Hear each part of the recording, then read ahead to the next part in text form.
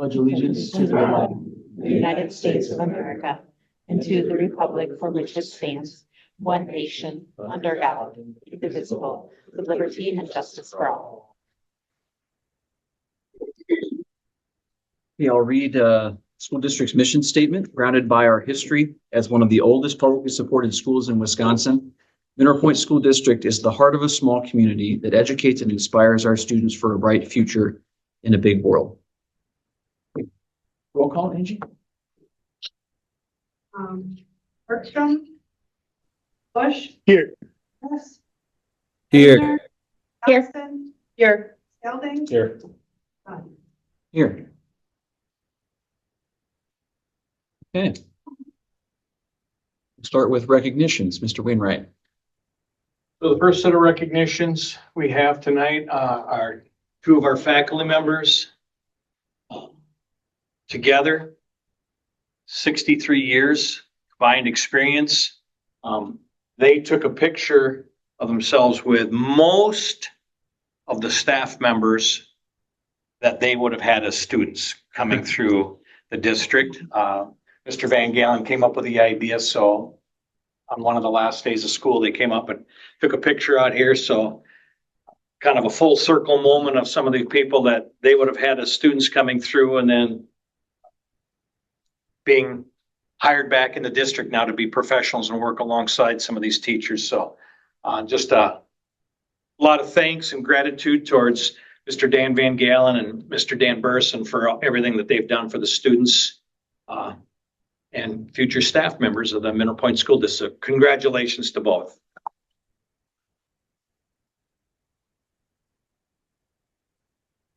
I do not see anybody from the music department, but we had a couple of winners last year for the Jerry Awards. And again, I believe this is a very prestigious award.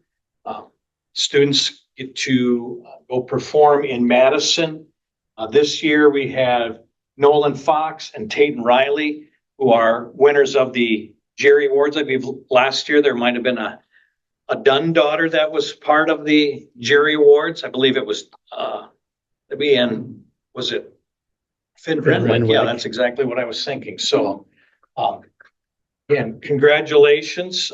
I know last year there was kind of like, okay, is this kind of like the Kiss Your Sister Award or whatever? And no, there's a lot that goes into it, and it's a pretty prestigious award. So we're very honored to have a couple of our students recognized, and we'll be hopefully taking part in the performance.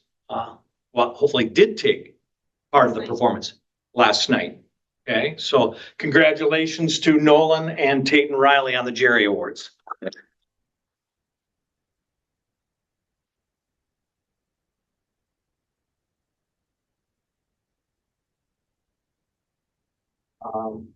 Something that has taken off here in Mineral Point. Anybody from the trap team want to speak? I see a couple of kids back there. I know you guys are just chomping at the bit to get up in front of people and talk. Been a very successful year. Yeah, who's going to say anything? Go ahead. So I'm Jeff Paulsker. I'm an assistant coach, and with Coach Holloway being out of town, he's more qualified to speak to this than me. But here you are, stuck with me. We had a great time at the state tournament yesterday. It got off to kind of a shaky start with rain and thunderstorms delaying shooting a little bit. But by 10 o'clock, it was a beautiful day and a great day to shoot. I guess some highlights is if Xander wouldn't mind standing up. He was our best individual shooter yesterday with a 96 out of 100. That placed him something like 17th overall out of a few thousand shooters. So we're very proud of that accomplishment. As a team, you take your top 5 individuals and placed 13th out of 35 or so schools that were there. Is that all divisions, Jeff? Is that all divisions? That is, that's about half of the shooters. They do a separate small school league. Okay. On Saturday, they call that class 1A or whatever, and then we shoot class 2A, which is the bigger schools. Okay. Another highlight, Max Danberg as a seventh grader, got an 87 out of 100 at the state tournament yesterday. So I thought that was great. And, general, I'd just like to thank the school for the opportunity to have a trap team. I think it's a great program for teaching students firearm safety and such. Trap is one of the fastest growing sports, if not the fastest growing sport nationwide. It's also one of the safest. I thought one comment they mentioned at the opening ceremonies yesterday was out of 2.5 million trigger pulls for the last 20 or so years of the state tournament, there have been 0 accidents, 0 injuries. It's been a wonderful program. Our kids have had an opportunity to develop this skill, practice it, grow. They've competed very successfully at that state level. So when you think of a 97 out of 100, right? And it placed him 17th, you know. Record scores 100 out of 100.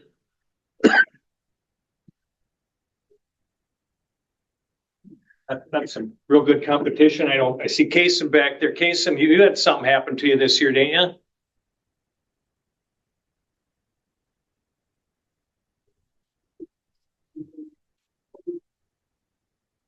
Whole season, Kasem was our high shooter, averaging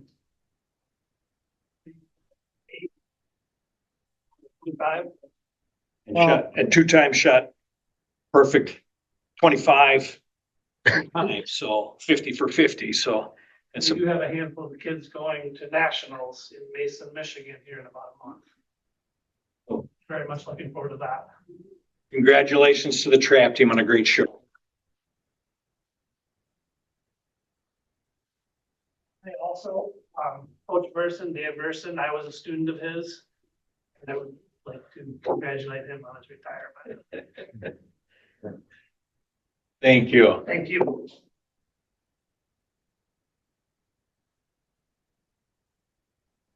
Recently, we had middle school students compete at the state track meet. And we had several students who really did well. You see one of the coaches back behind here. High school, I watched. You might know somebody that was part of the middle school track team as well. Congratulations, Colette Dunn, 200-meter first place. Colette, would you like to give a victory speech here in front of everybody at the school? Kansas is Seager. All right, there we go. That's pressure.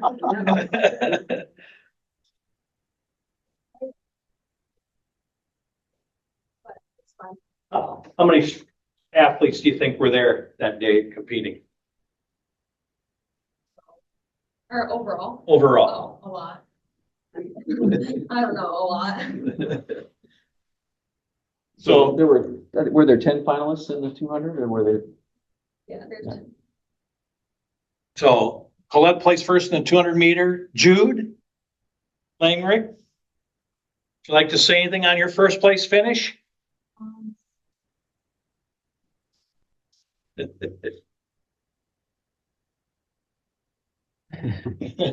Congratulations. So I don't know, there must be something in the Langrick blood, you know, with kind of that distance, that 1,600 meters, that kind of seems to kind of come through there pretty strong, right? So you'll probably like play baseball and football in the spring and the fall instead of running track or cross country, right? I would think at 1,600 meters, you certainly would. So congratulations. Then some second place finishers in a couple of different events, long jump, Colette and Jamison Steffes. Third place in the long jump, Boyer Waters. Fourth place, 100 meters, Colette Dunn, and fifth place in the discus, Stella Leonard. So a really good showing. Congratulations. Anybody else like to say anything on behalf of middle school state track? Abilene Langreich here. She filled in the 4x100 relay last minute, and had like 2 days to practice. And with Abilene, they shaved a second off of their time, so they did really great. They finished 12th overall out of how many relay teams? 46? Yeah. So pretty good. Yeah. So congratulations to all of them.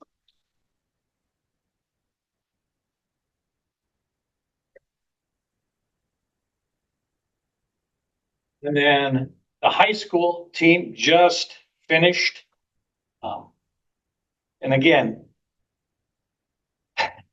when you have one of your own athletes that sets a personal record and they set it at the state tournament, you think this is going to be really something special. I had a chance to talk to Mr. Robinson, so he just said he knew you guys were all tired of seeing him and his kids here. So actually they're at a state FFA convention right now, so they're busy doing something else. But some of our athletes ran personal records and got beat by other athletes who set personal records at the state track meet. The boys 4x8 came in 5th place. And as you can see, it says with their best personal time, Annie Robinson placed 6th, and she set her own personal record in the 3200. Also, congratulations to Gavin Hotaker and Zane Cartwright, 8th and 10th in the 110 meter hurdles. Annie placed 8th and Ellie 9th in the 1600 meter. Mr. Robinson was sharing with me today, there were 3 girls that are all going to the same college next year. And they finished 7th, 8th, and 9th in that race. So I'm sure that the Jackrabbits coach is all pretty excited going, these are my kids now, and just really excited. But again, setting personal records only to be beat by other student athletes setting their own personal records. Ellie placed 10th in the 3200. Then Zane missed qualifying in the finals in the 300 meters by placing 11th. So I saw Coach Hansen yesterday, said couldn't be more proud of our athletes and the showing that they had in lacrosse at the state tournament. So congratulations to our state high school track and field there. And now, So, those, we had so many scenes, that's always hard. It's so hard when you compete for the last time, but God, what an amazing group of kids, watch them over the last 4 years. Work and their work ethic, their grit. I guarantee every single kid in that 800 meter, when he got done, the collapse. And that's how hard they were going at it. Last year they were at state, made it 5th as well on the podium. 3 seconds faster, made it 5th this time. Robinson girls, amazing runners. Gavin and Zane's first time in the hurdles this year going to state, but he's really, I think when you have a really good athlete in an event, you always bring up another athlete, and that's what Gavin has done with Zane. He's really helped Zane. So again, just amazing kids. And as a coaching staff, we're going to miss those seniors so much, but hopefully this. thank you.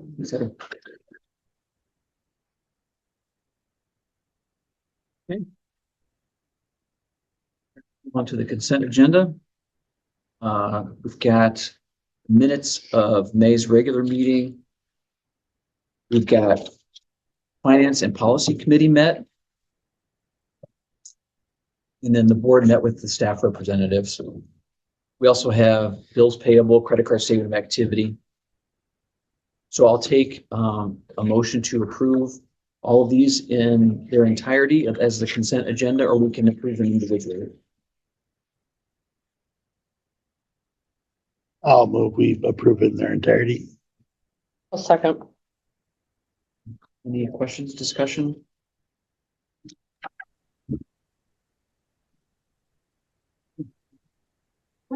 Yes. Harris, Yes. Eisner, Yes. Thompson. Yes. Kelvin, Yes. Dunn. Yes. Hey, Will, were you able to get a packet remotely? I've got what's on board book, yeah. Okay, perfect. Okay, next we'll go to communications. We'll start with board communications received. Will, let's start with you since you're up. Do you have anything to share? I don't I didn't hear from anybody. I had a parent reach out to me regarding a maintenance issue that I've addressed by email with Mitch, so not anything else that needs to come before the board. Otherwise, just some kind of general comments about how nice the graduation ceremony was. Nothing in particular, other than that it was a nice way to honor the achievement of those students. I had some parents reach out about reading night and how fun it was and amazing, and that the kids who come and put on all those activities just did a great job. Nothing really to note.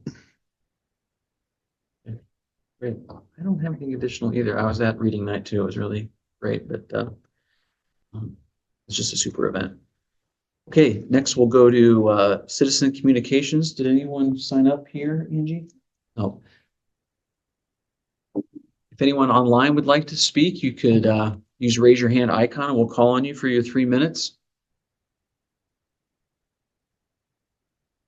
Going once, going twice. Okay, thank you. We'll move on to items for information and discussion. We'll start with first reading of policies that were discussed in policy committee. Do you want to go through those, Christy, as policy chair? Or? Yes. So the first, the early college credit program. I do want to go through them. I just need to find my. 343.46.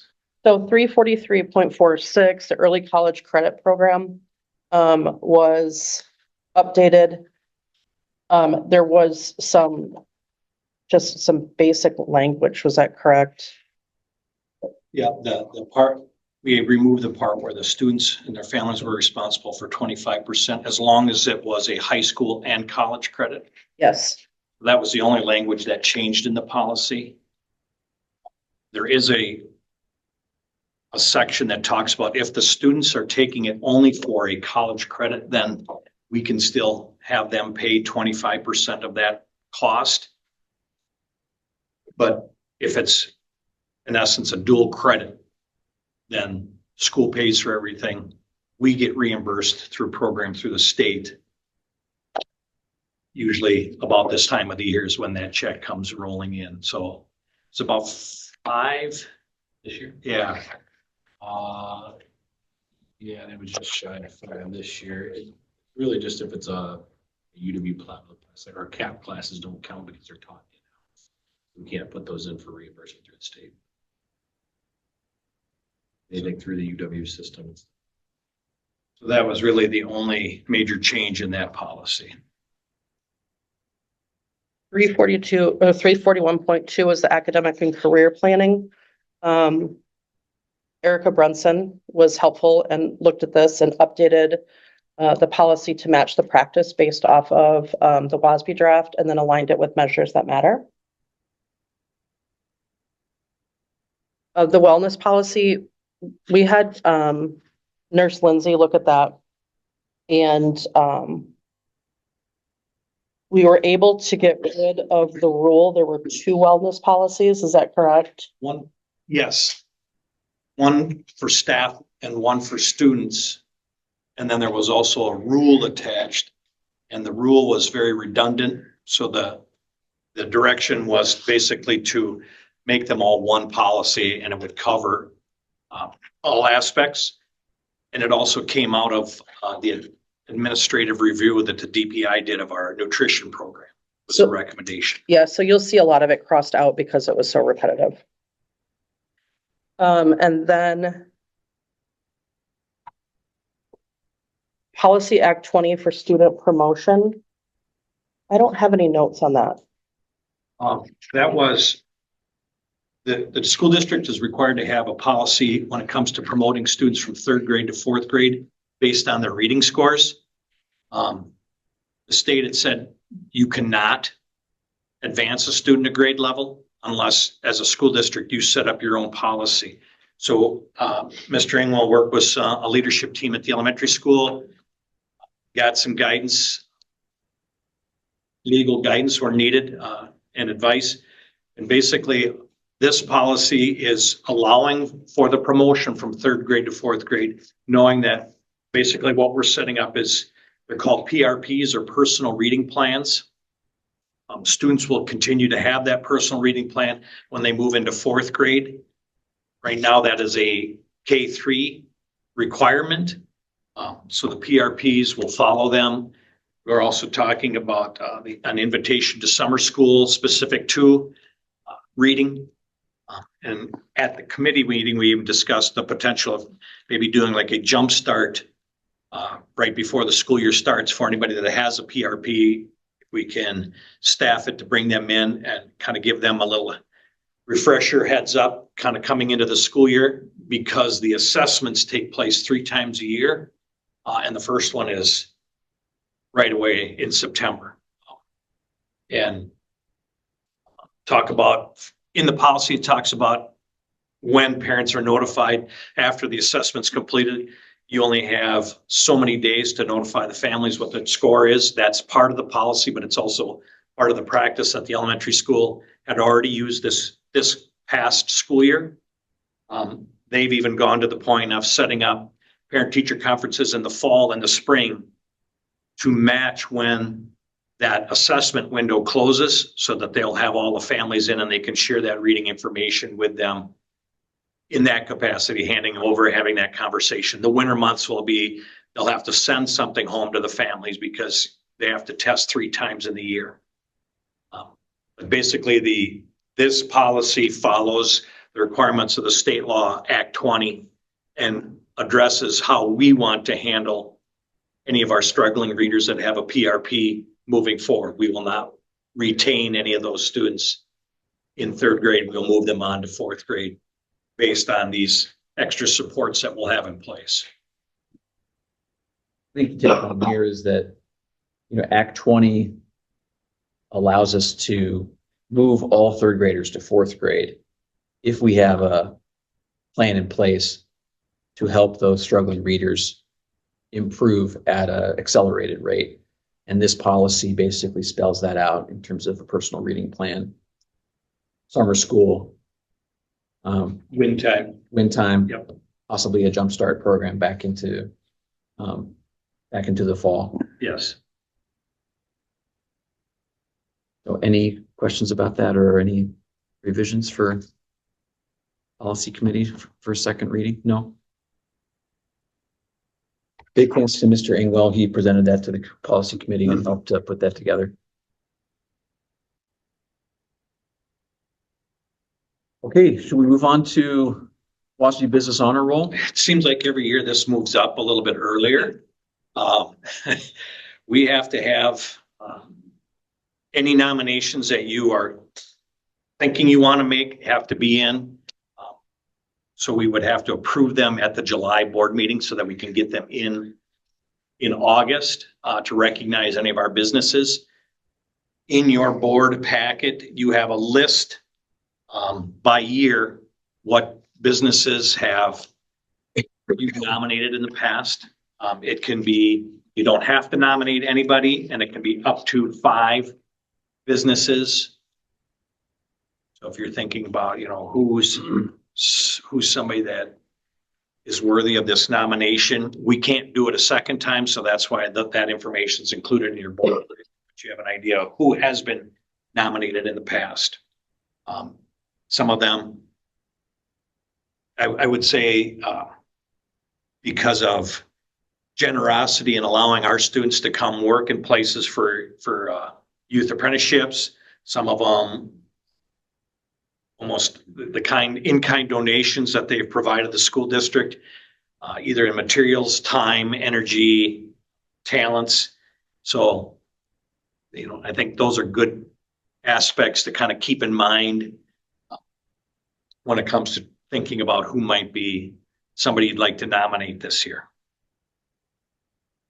I have that list of potential future ones. I think I have access to it.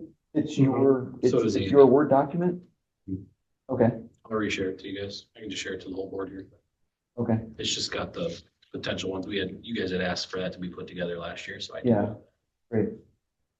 Any specific businesses or organizations stick out from from an admin perspective?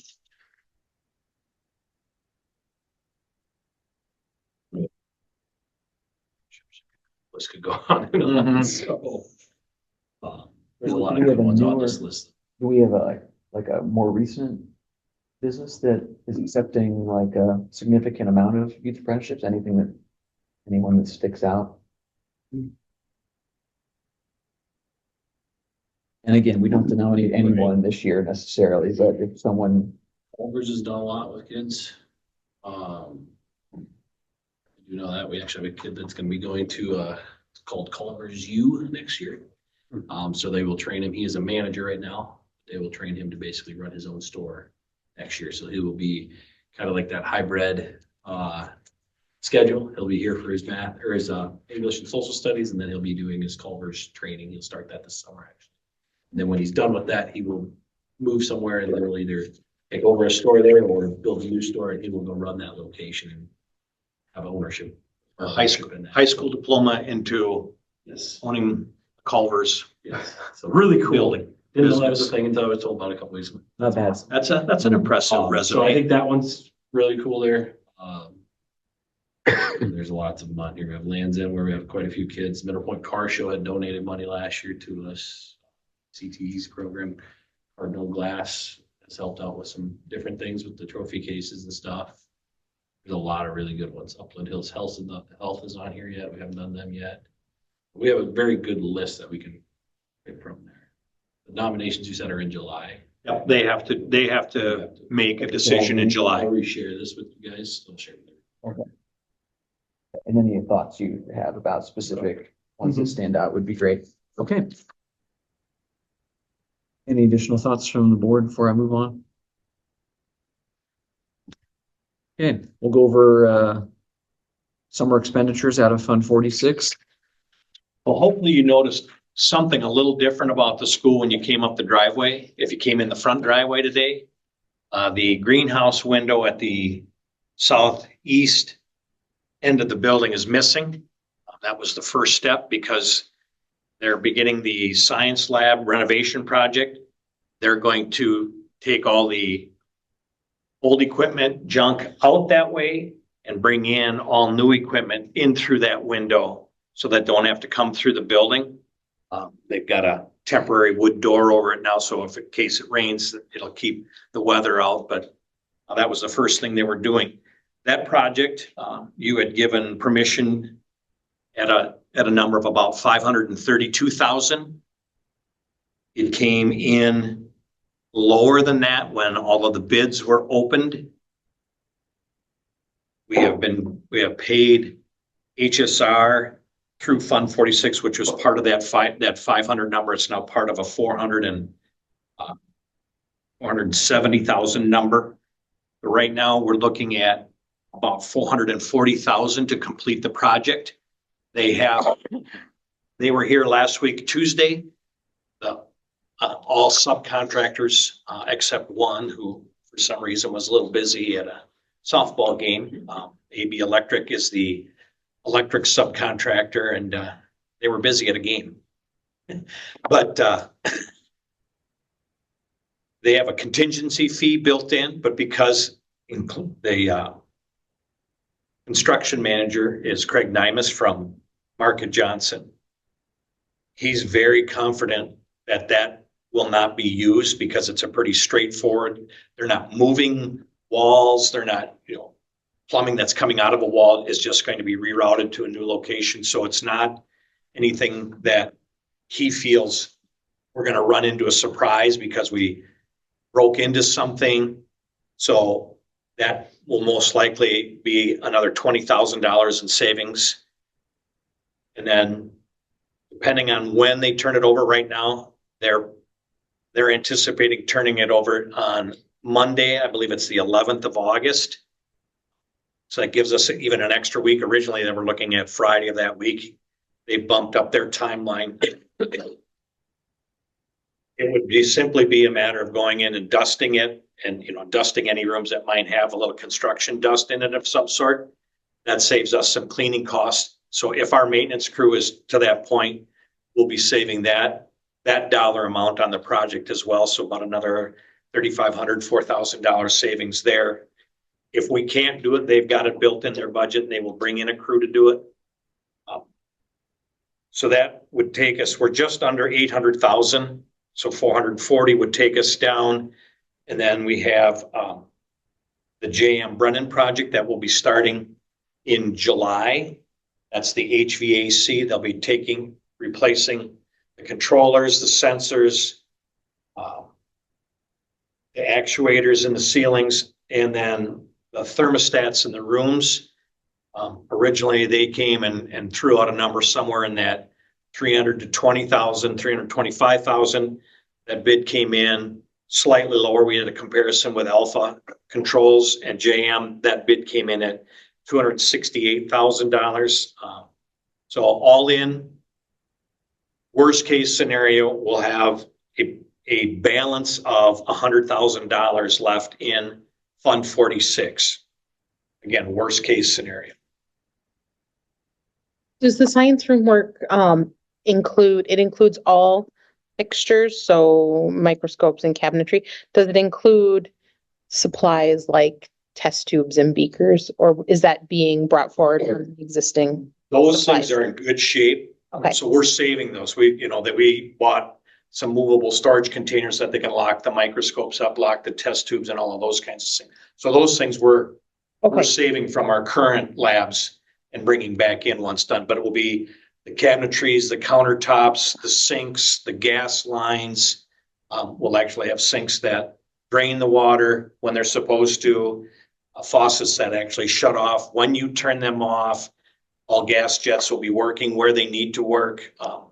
Just cabinetry, redoing the flooring. And because it's a science lab, Mr. Skelling, maybe you can throw in here and help me a little bit. Some of the, the countertops and things need to be resistant to chemicals. So that comes with its own unique cost. I can't just buy a Formica countertop or, a standard countertop at Menards. It has to be a specific type of countertop. So that drives a lot of the price. They were able to work because UW-Platteville has been doing quite a bit of upgrades in their science labs.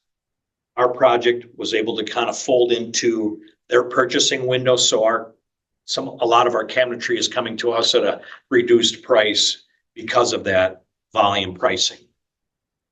So science labs will be reconfigured to be more conducive to hands-on learning experiences, lab, work. We have every freshman, sophomore go through one of those two rooms. We have a lot of students who take every science offering we have. So I look forward to those locations and the staff we currently have providing a lot of great opportunities for students in the future.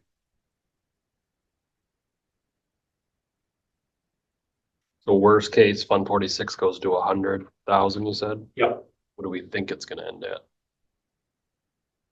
I'm just curious.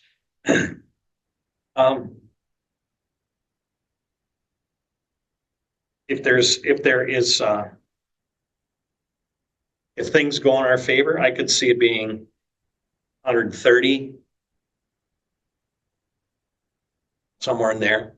And and talking with our rep from J.M. Brennan, he feels very comfortable where our boilers are and the length of time we can get. So we have an opportunity to kind of, if things work out financially, look at building that back up a little bit.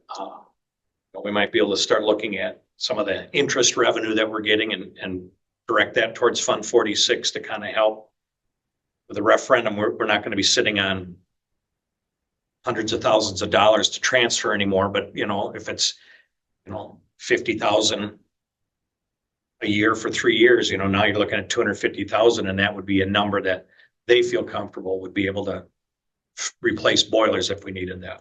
That was gonna be my next question, is like kind of what's our plan what number do we want to get it back to? I would feel comfortable about that 250 mark right now. I was originally thinking much higher, but after talking to someone who's seen our boilers, been in our buildings and knows our system, that number would easily cover and have room you know, so we wouldn't deplete that number if we had to replace our boiler. So I feel comfortable with that number. Is it safe to say that upgrading the HVAC system and making the whole system more coordinated and efficient would maybe extend the life of the boilers? It's possible, yes. I mean, they're, Don't they like flip on and off because the actuators aren't quite working right, and some rooms are super hot and some aren't? And it's true. The other thing, but you still have to remember that the boilers are as old as the building as well. right. You know, so that's the sad piece. It's like, okay, I build my house brand new and put everything in it brand new. Within a 30-year window, I'm replacing my roof. I'm replacing probably my air conditioner, my water heater, you know, I'm replacing major appliances, and that's kind of where we are right now in our building. Is, again, it's not what you see when you walk in the building. It's things you can't see that we're addressing. And this HVAC project this summer will help us. And I believe will buy us some more time too. You're right. You know, if we're not turning on and off, if we can control that a little bit better, we get some energy efficiencies. And then we also would have a better chance extending the lifetime of our boilers. Great. Any other comments, questions about 146? Okay, next we have year-end summary from the high school guidance counselor. Yep. That's Mr. Austin will Okay. share that. Mr. Wainwright talked about, can we flip those next Oh. two, just so. Sorry. yeah. I have a parent request. Okay. If that's okay with you, Doug. Yeah. Well, thank you for that reminder. Some new softball game, hopefully.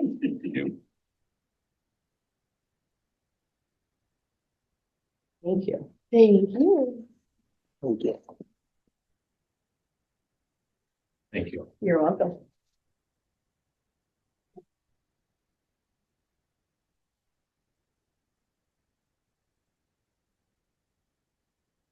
So I gave you the shortened version here. So we were asked what went well this year. I think you've heard me talk over and over this year, but implementing Common Lit was very successful for our teachers grades 6 through 8, and also our 8th grade teachers who were teaching in 9th grade also pulled the resource, and they found it to be very beneficial for all the learners. And our representative keeps saying that she has never had a school embrace the new curriculum so quickly. And I think that just goes to show how incredible our teachers are. And also that they didn't make this decision on a whim.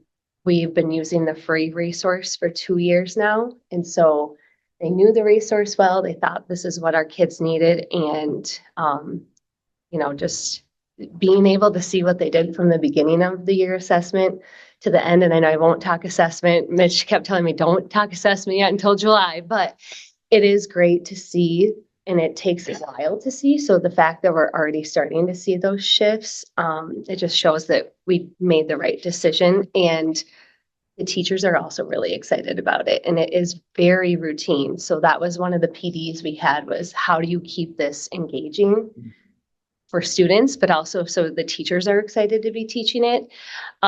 We had 2 new reading teachers in our district. So we had one in 6th grade and then in 7th and 8th actually. And all of them were saying, we're so glad you have this. What would we have been using if we didn't have this? And so the fact that we can name the skill, see how kids are doing on the skill, and make instructional practice decisions based on those assessments that we gather. So that's going really well. We have utilized PD opportunities that come with the curriculum, and that one was the engagement that I was talking about. And then with doing end of year meetings with staff, there's a few that would like more support on writing. So that will be an early on PD that we have. And then the one that the rep and I, just looking through the data that we have, we were already planning on an October meeting where we would be looking to how they can analyze the data that they're getting, not just in the fall, winter, spring data points, but the kids are constantly taking these little checks, and how those little checks are actually extremely informative and how they can be used to make our intervention groups. So the analyzing data session that we have, I think will really take the teachers to the next level with what we are looking for. So that will be an early one as well. When implementing Common Lit, we had many teachers who were very concerned about students being in their own books and not having enough time for kids to be in their own books, because that was the majority of the reading class before was, here's a strategy, apply it in your own book. And we had kids, reading nonstop. So there was many discussions about how do we balance, we know they need this, we know they need the direct instruction on these skills, but we also want them to be enjoying books as well. So we became pretty intentional. We added even some things that weren't always popular, but we even added 10 minutes into study hall where students were reading, and that was intentional to set the tone for the study hall, but also to get a little bit of time back. And so we tried to look for other ways to put minutes of reading in. And Chris McCoy keeps track of all the words that are read, and we have a wall, and kids kind of enjoy like seeing their name go across and just the books that they're reading. This year we had 45 students read over 1 million words, and altogether students read almost 127 million words. So it goes to show that our teachers are extremely reflective in their practices and want to get those skills and strategies to the kids, but we're very intentional to make sure that they were still reading in their own books as well. The other thing is, while we're talking about reading, we also had our 2 math teachers implementing a new curriculum, 6 through 8. One of those teachers was doing a new ELA curriculum and math. She could not have been more positive about the great things that she was seeing. If you walked into her classroom, you would never know it was the first year that she was teaching both of those curriculums. She completely embraced both of them. And kind of one thing that in our end of year, talk, our 7th and 8th grade math teacher, she's doing math, but she had 2 new curriculums that she was going through as well. So one thing that they talked about that went really well is when they needed time to work together, 6-8, we found time for them to work together. So they had an entire day just carved out that they just were able to plan, because every curriculum you get, it is not perfect and ready to go. They still had to make it their own. So one thing that they found, their note sheets were not working. There was very little workspace. And so together they found a layout, and they're both going through basically from unit 1, working all the way through, and all those things take a lot of time. Our 7th grade teacher, she said, there's a lot of great videos for when kids miss a math lesson. Well, the 8th grade curriculum, the videos aren't very great. So she's going through and making videos. So all of this stuff takes so much time. And the fact that both of them, you walk in and you would not know. They're utilizing Excel documents that have random generators. And I said, was that in the curriculum?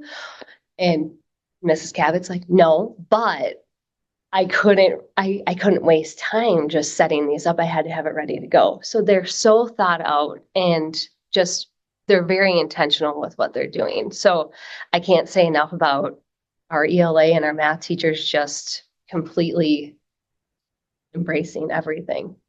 They've done a wonderful job.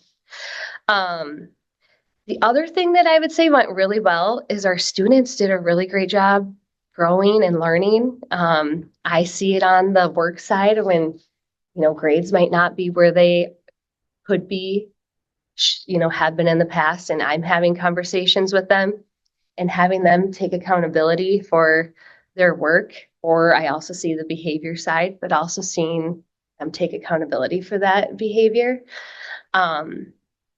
Something else that went well is just another year building relationships with kids and families. I think it's been very positive.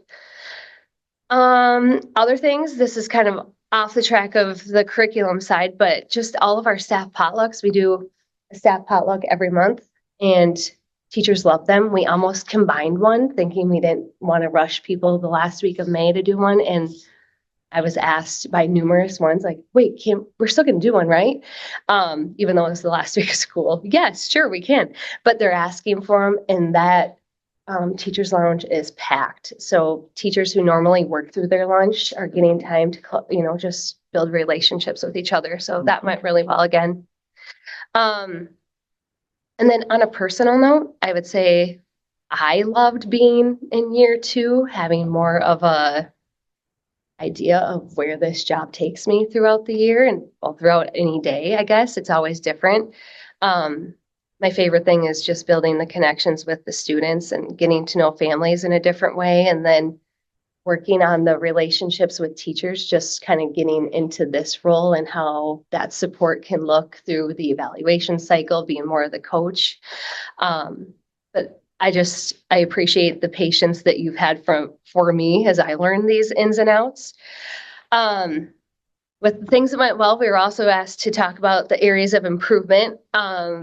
And while we have learned a lot about Common Lit and Big Ideas Math, we are kind of still brushing the surface of it all, which is why it takes that 3 to 5 years to fully implement. So that's one thing that we're going to continue to work on. We did a contract for 3 years, and we have the same rep who's been supporting us this year, who will take us through the next 3, as long as, she stays with them, but we're already working on plans for next year. So we have that PD built in, which is really nice.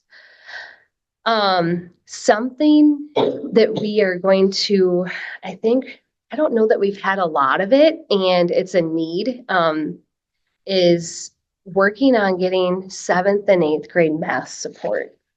So what we did for this is I met with the teachers, the special ed teacher and the math teacher, and talked about what it could look like.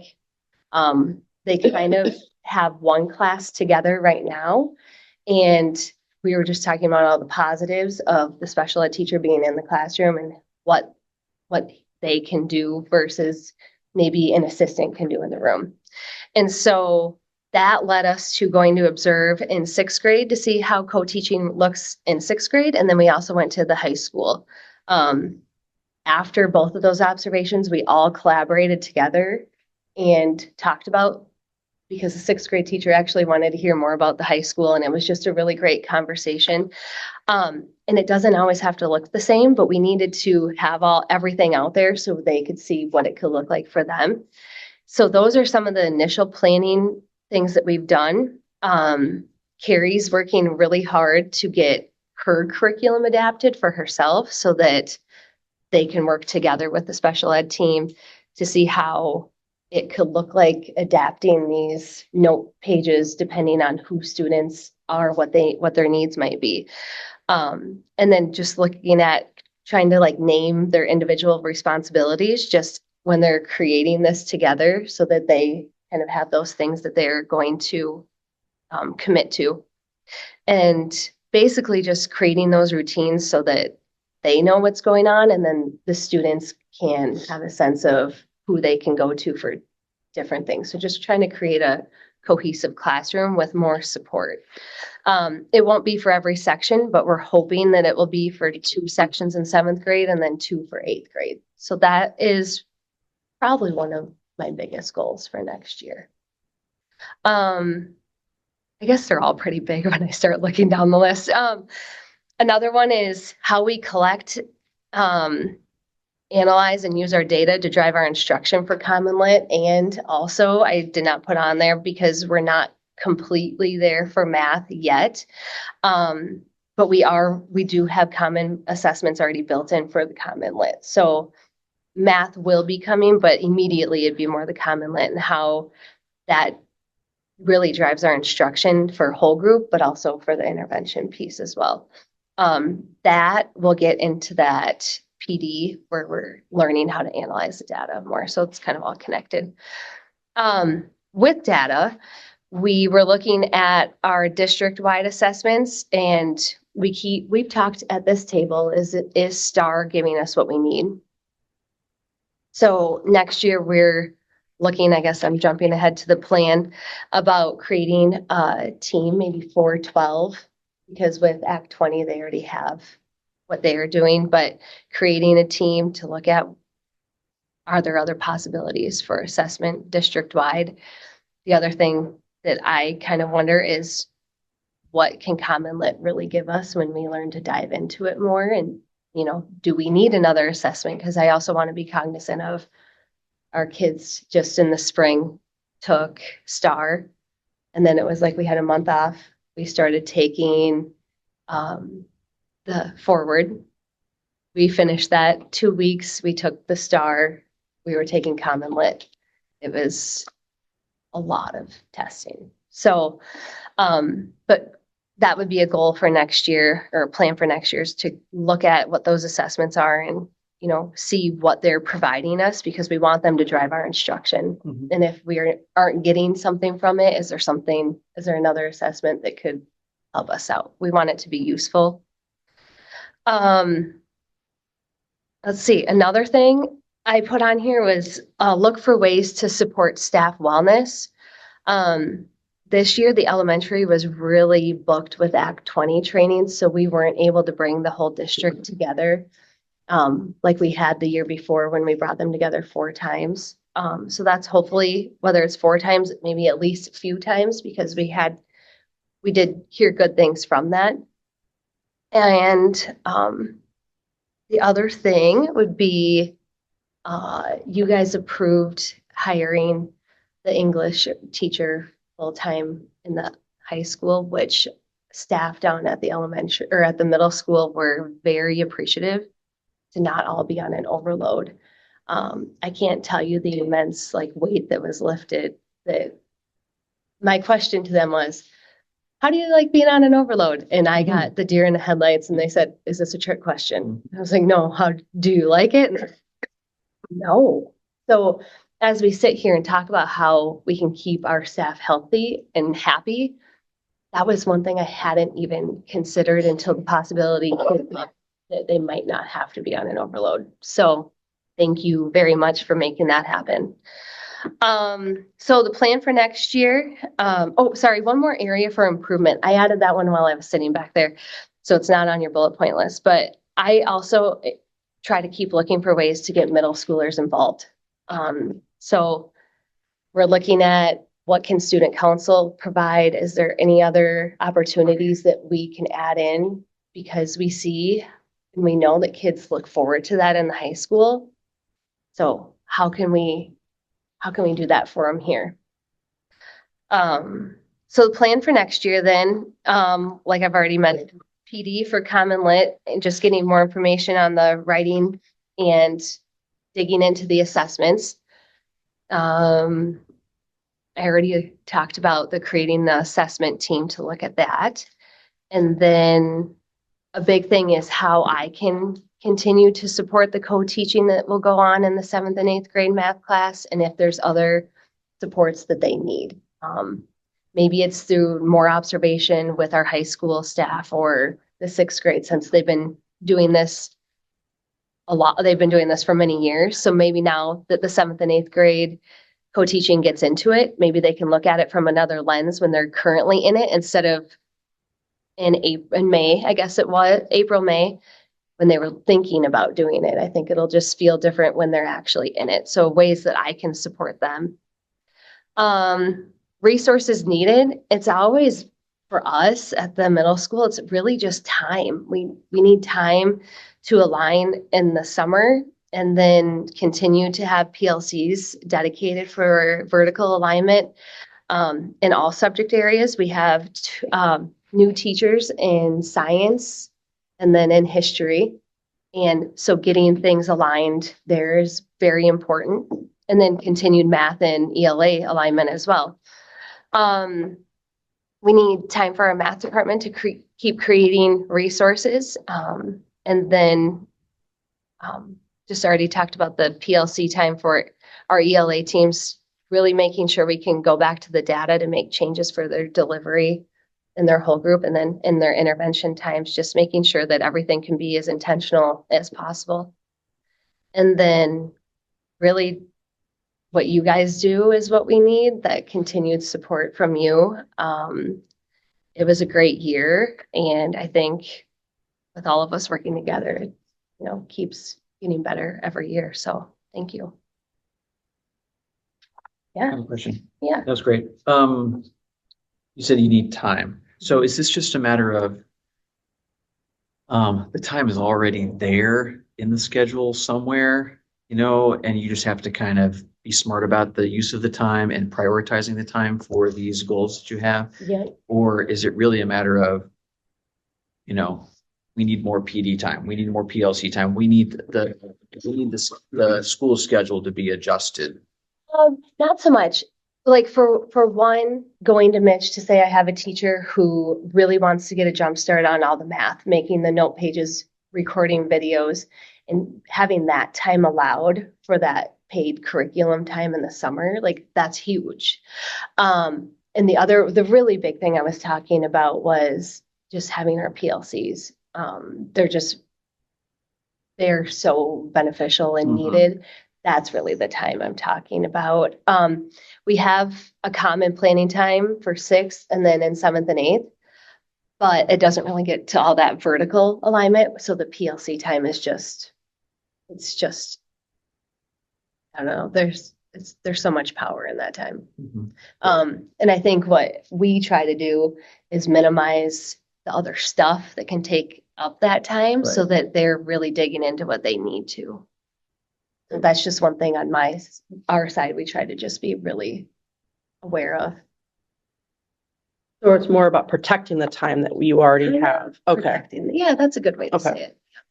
So do you feel like we're adequately staffed, particularly around math resources, whether it's math teaching or math intervention? And I'm reflecting on, I believe that in the last 24 to 36 months, we've added a reading interventionist and we've added an additional half FTE on English that was mostly at the high school level, but freed up some capacity at the at the middle school level. I feel like we've put over the last few years some additional resources behind our ELA.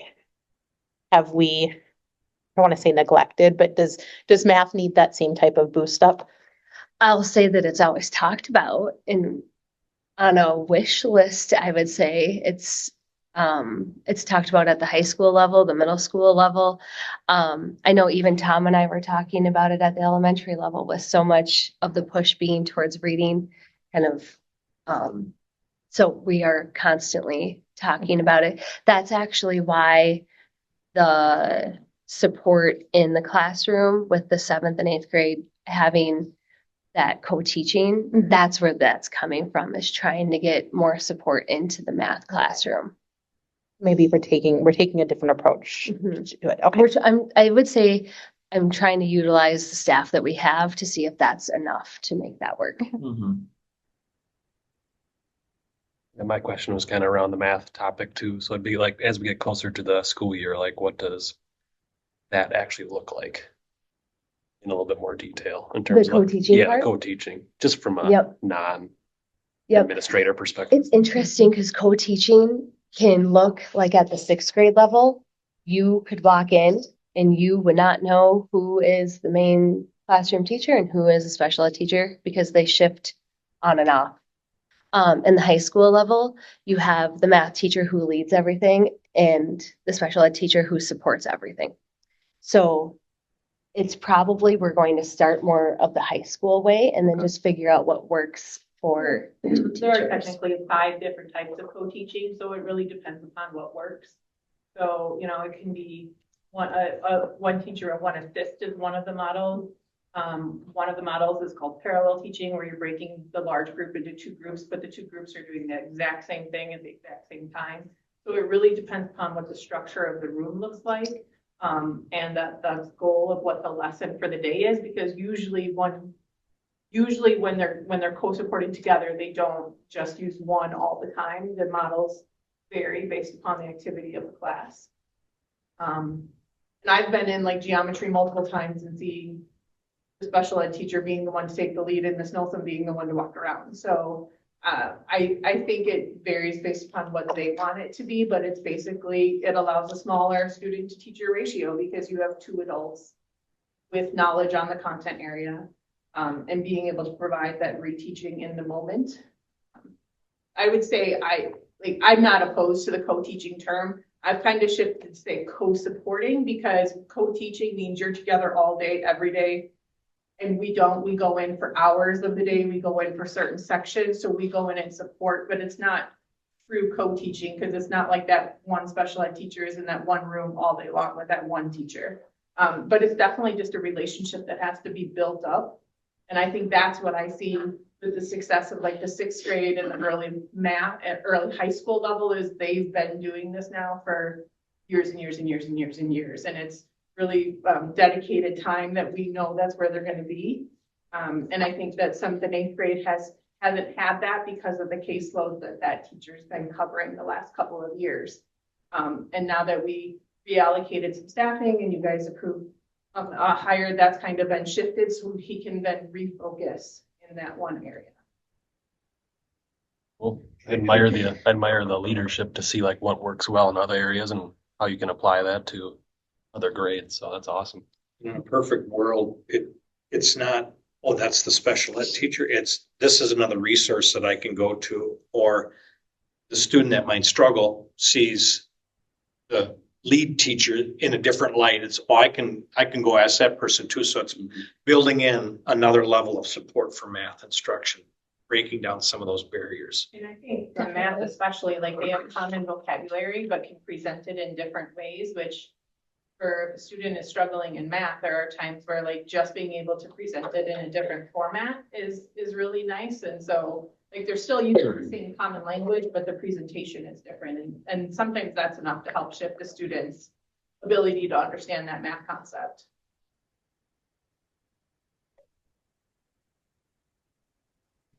Thanks, Brooke.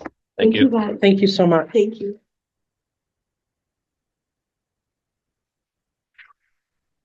Brooke covered a lot. Yeah.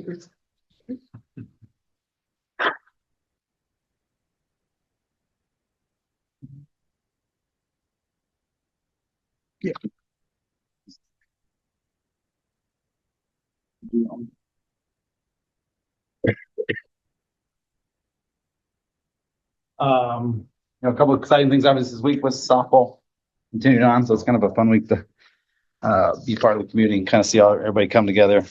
Other things going on this week, summer camp started this week, so we have boys basketball and girls softball.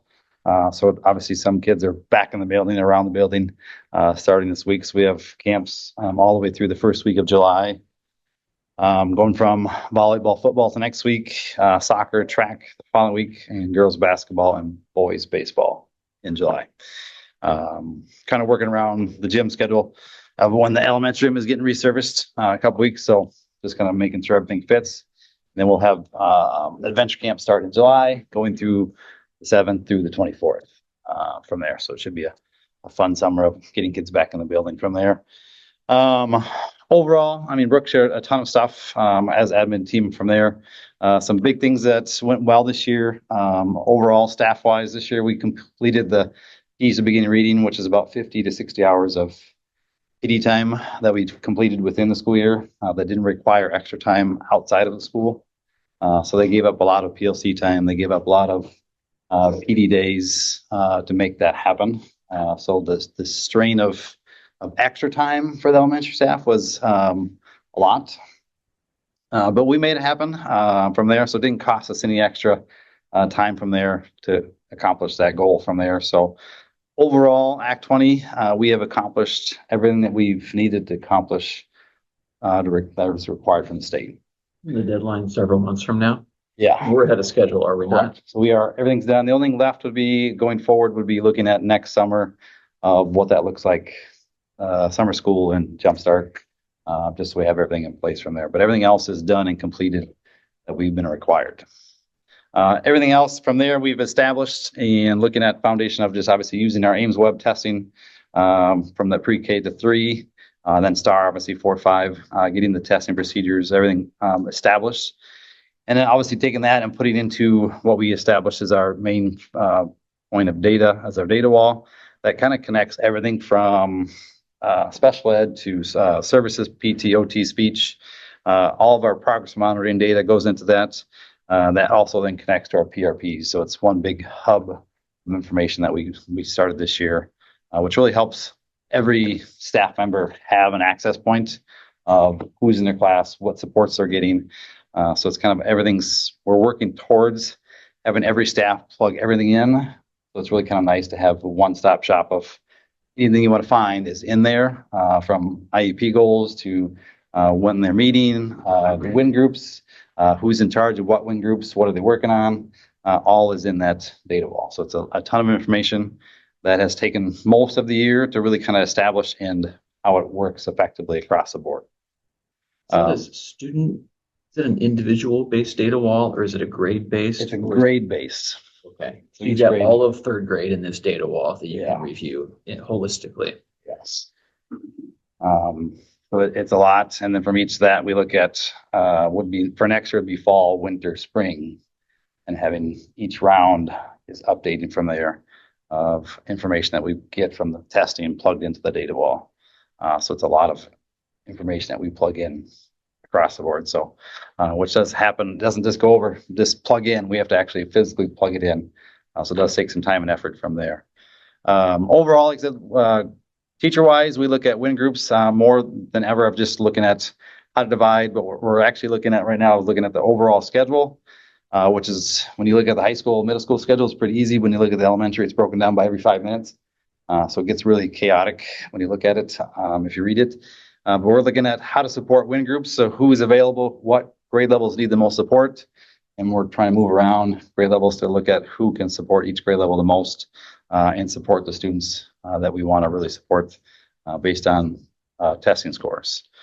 So I said overall, like I said, this summer, some teams are coming in looking at doing some U-Fly vertical alignments, just kind of look at overall scope and sequence. From there, just kind of refining their practices. Grade levels are really looking at the overall year planning. You know, when we start looking at our crosswalk for the states for the Act 20, that kind of plugs all of our curriculum into one to make sure we're meeting the requirements. Grade levels are then looking at overall year planning and kind of looking at benchmark for reading and then math obviously as well too, but planning out their day. So we've used a lot of CISA 3 from there, from Jim to Matt, to come in and help organize their year instruction, which kind of helps align further. But it also really kind of opened the doors, especially with benchmark. We're in year 3, kind of again redefining and kind of looking at what works and looking at the overall picture, which I think really helps teachers to kind of step back, listen to an expert or expertise in that area, find some different resources if we need them, and then start plugging in obviously the overall curriculum. So all of those are great opportunities that we keep going forward for what's going well. In our areas of improvements, so a couple things that I've changed since end of the year. Leadership team, I had one big leadership team, so I'm dividing into 3, which kind of helps devise into certain areas that I think will help really kind of stir some more driven part of like curriculum instruction, trying to get some feedback from staff, and then looking at what staff wants and needs going forward. Policies and procedures, just across the board, looking at different things from recess to hallways, wherever we might need, just to kind of look at what we're doing, just to kind of make sure we have input from staff, but also then we're addressing how to move forward as well too. Advisory team is just working closely with me, anything that pops up that we need to work through as well too. So it's kind of redefining our behavior expectations and protocols, and then looking at PD for staff for what their needs are and interests are. So just some areas that I'm looking at kind of as we go forward. What's your kind of timeline on that, where you're hoping to, you're basically assessing current status, maybe proposing some changes, implementing those changes? Yeah, so What it's gonna kind be of timeline are over you- the summer. Over the So summer? by the start of school, we'd have some new things, especially overall school-wide behavior expectations, just some protocols that we can push out that are, again, just opportunities for staff to understand across the board. Doesn't matter where they're at, who sees somebody walking down the hall, it's addressed the same. So it's just some easy clarifications of just overall school behavior system. Going forward, things that we could look at. I continue to look at just professional development for staff. Again, looking at just helping staff with the reading to math, and going kind of connecting. Actually, the last couple of times it's been trying to connect reading, math, science, social studies, so it all works together, especially with Benchmark diving deep into science and social studies, to really have those good conversations with staff to allow them to feel comfortable of moving parts around that match up, instead of feeling like they're trying to teach science social studies when Benchmark still does a lot of it within. So it kind of helps them refine their instructional practices as well too. So it's kind of an overall goal that we have. At some point in time, like I said, this year has been a challenging year overall. Just I think school behavior at times is hard. There's a lot that comes through the office. So I'm kind of looking towards how to get myself opportunities to get out of the office more, to look at curriculum instruction, help the staff more, be able to give feedback more regularly from there. Whatever it might be, possibly maybe a behavior specialist or whatever it might be, to help support going forward. So that's a Hey, possible. Tom, I've got a question on that. Can you hear me? Yeah. Okay, cool. Just as a parent of a couple elementary school kids, I experienced that last point this year, and talking to other parents and stuff, and you and I have talked about it as well. And is there, I only remember what it was like for me when I was in elementary school. And back then, certainly teachers sent kids to the principal, but I also remember that teachers were empowered to deal with a lot of these behavioral issues on their own, and kind of set expectations for that relationship between the kids and the teacher.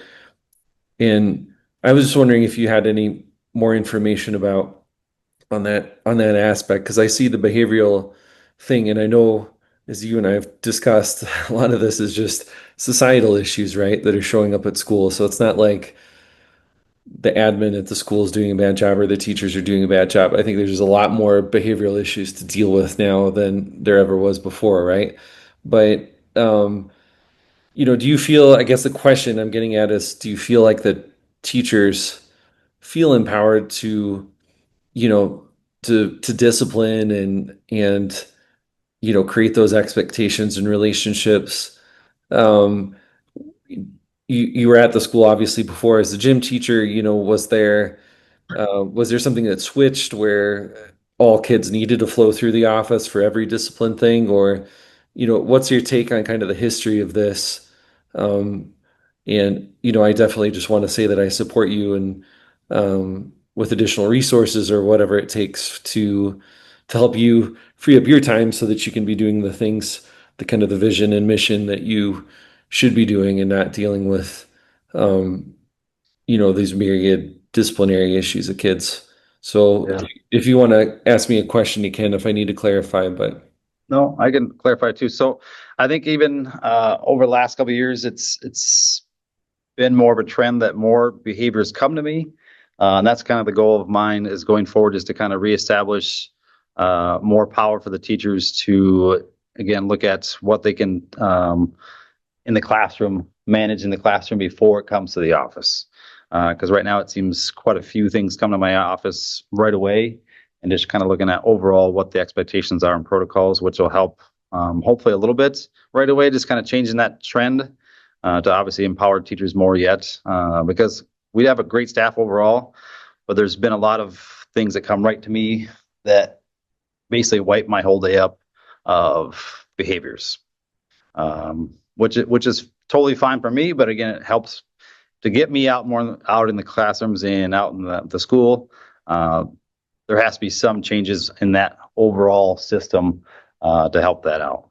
So that's kind of what we're looking at, trying to redefining that the school-wide behavior to kind of redefine that for teachers, but also for across the board staff-wise. Thanks. I think that that teacher-student relationship at that age is super important, and some of these kids aren't getting necessarily a positive relationship at home. So that's a really big responsibility for the school. And we do need to try to do the best job we can. We can't be the kids' parents, because it's too much to ask and it's too much time, but we can try to do the best job that we can. And I really support the idea at that elementary school level of the teacher, the principal teacher, um, developing that, mentorship with the kids, but, with a reciprocal respect, that they have the power to sort of create that relationship and have discipline in the relationship and earn respect from the kids. And then, the kids have this great example that maybe they're not getting anywhere else in their lives. So I think you're right on. Yeah, and we looked at even offering, looking at some positive expectations too. Kind of again, looking at somehow to incorporate that into the whole system as well too. So I think you're right on. We as a school board, we had seen this model, and I've been looking for this thing and I can't find it. So to my fellow school board members, if any of you have notes from the school board convention from 2 years ago, but it was in regards to a school, I think it was in North Carolina, that had this model where every kid had a job. So, there was the greeters and the kids that, would sweep the classrooms and kids that would go help prepare lunch and kids that would do this and that and the other thing. And so every kid in the school had a job, and then they had that sort of sense of responsibility. And there's a book about it, and I can't find it for the life of me. And I've been Googling everything I can find, North Carolina, work school, and I just can't seem to locate it. But maybe Mitch, you know about it, or maybe Jamie Nutter, has heard about it. But anyway, Tom, like if there's additional resources, please don't be afraid to ask. I think this is, to me, this is the issue at the elementary school that needs to be resolved. So I'm really pleased that you've identified it as well and that you're working on it. yeah, thank you. Overall plans for the summer going into next year, obviously redefining and establishing implementation of Act 20 stuff, the PRPs, data wall, looking at when we test, how we test. Obviously, all those are just procedures that we keep redefining to keep making it better. Couple goals that we have, obviously looking at the win groups, really looking at how to dig into the win groups more, making sure, again, those targeted times are successful and effective in the tier 2 and the 3 interventions.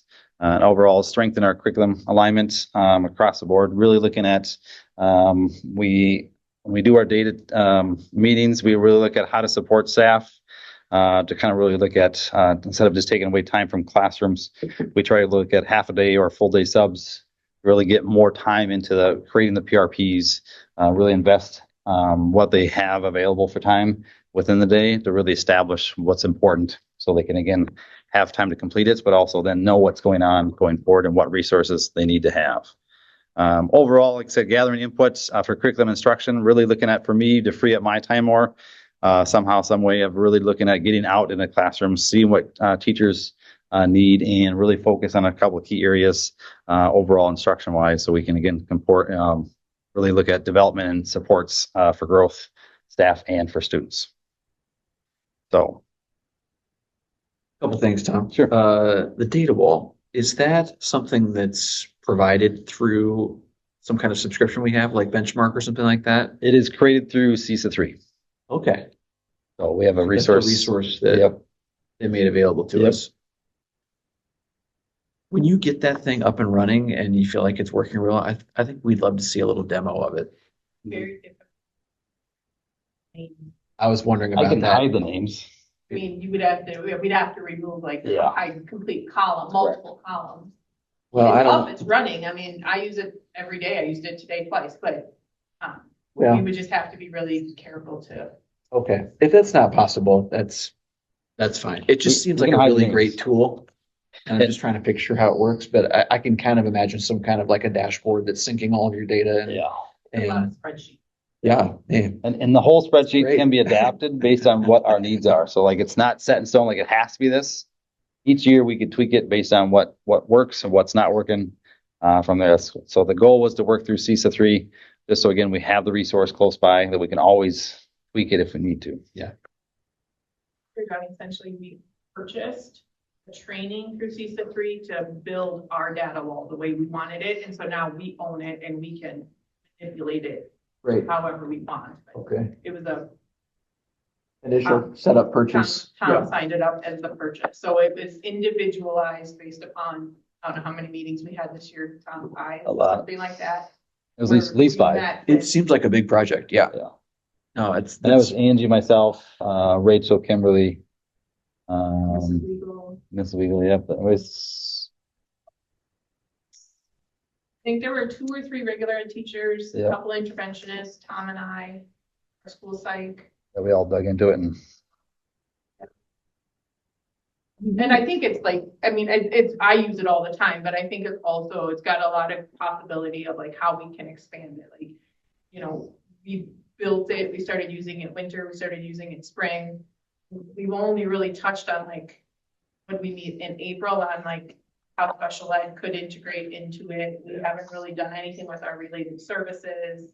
start doing them. We haven't put math in there yet. We haven't so there's a lot of layers yet to go into it. And that's why I think like Tom's idea of like benchmark and I mean, Act 20, yes, we finished the training, right? But like, this is a whole system shift of data. So I was telling Tom and Mitch, we have to report how many people had PRPs to the state. Yeah. I actually had to go through, because we didn't know what we had to report.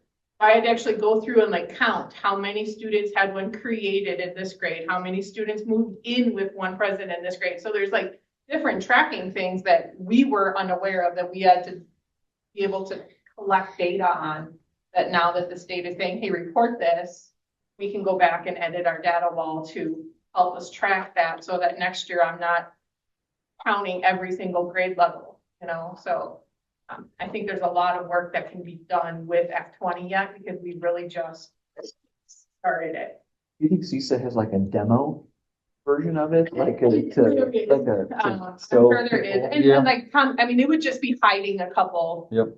columns. I certainly can be done. It's pretty easy to hide columns in an Excel sheet. And if you have this meeting in a committee meeting, it might be easier to hide some of those things and be less revealing of individualized student information or Right. data.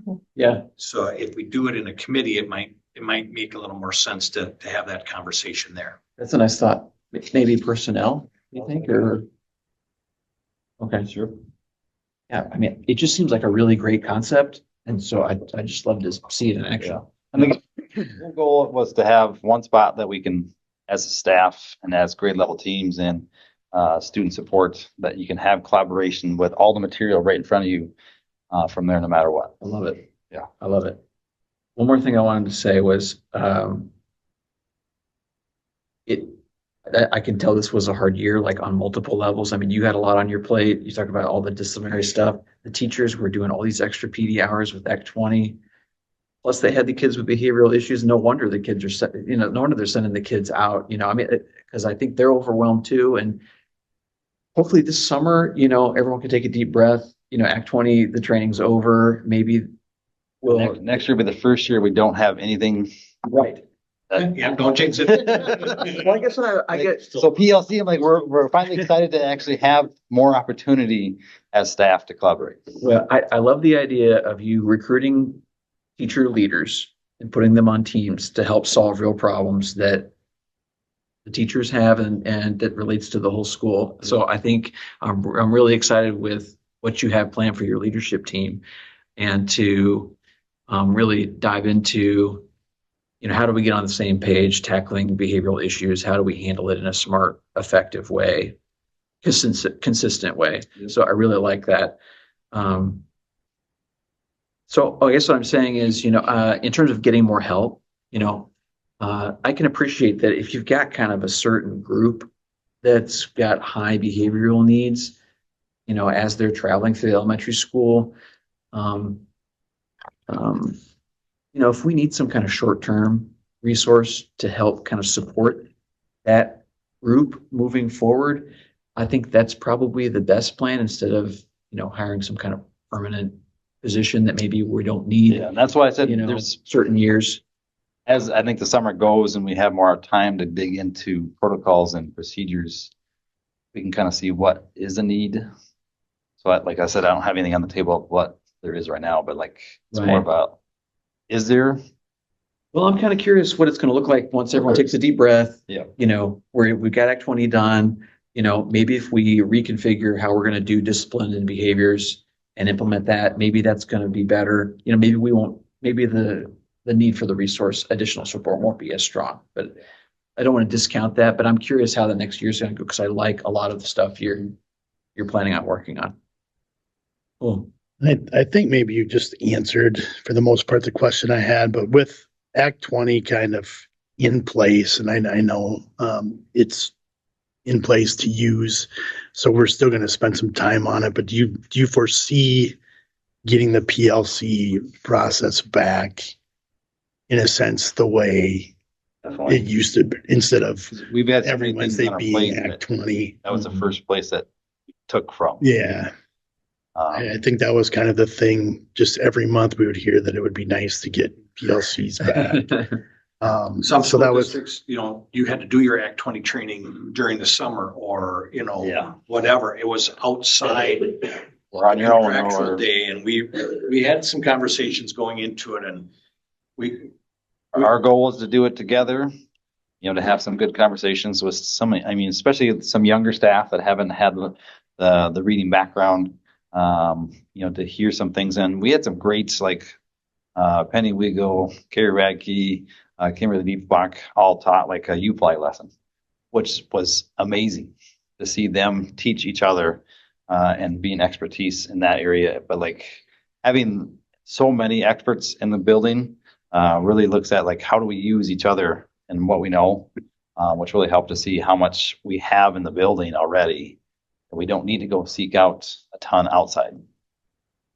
I think that was the other thought I had before it escaped me, because just as two of you have gone and we're reviewing everything the staff accomplished this year, like as we hear it month to month, I don't think it seems like a lot, but it doesn't. The accumulation of it. I mean, our staff was incredible this year, that's without hearing from Matt. Just the things that they accomplished on top of.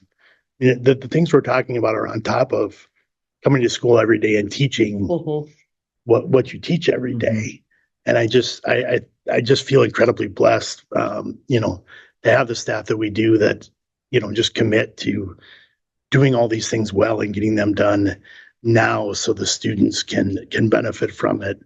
That's the one thing that has just continued to pop in my head listening to you two, is just what an incredible year the staff had and how hard they worked. And I think I certainly probably, as much as I appreciate it, probably underappreciated how difficult it could have been or was, because they just did it. And because it just got done, it just seemed like maybe it wasn't that hard, but now hearing about it in whole, what a ton of work they put in this year, and just kudos to the whole staff.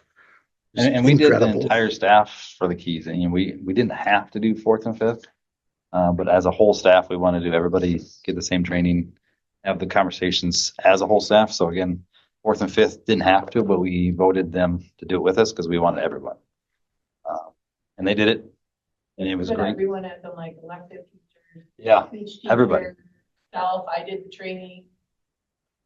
I mean, everybody that is in that building. It was all hands on deck. Everyone's getting the training. Let's move forward and try to really use win time, because we hadn't previously. We got rid of win just because of COVID and everything else. And last year, or this current year, was the first year we've had win back in the schedule, and trying to really use it effectively was our goal. Tom, you said that you really don't know what you might need yet. Do you kind of have an idea of like a timeline for the summer of like when you want plans in place?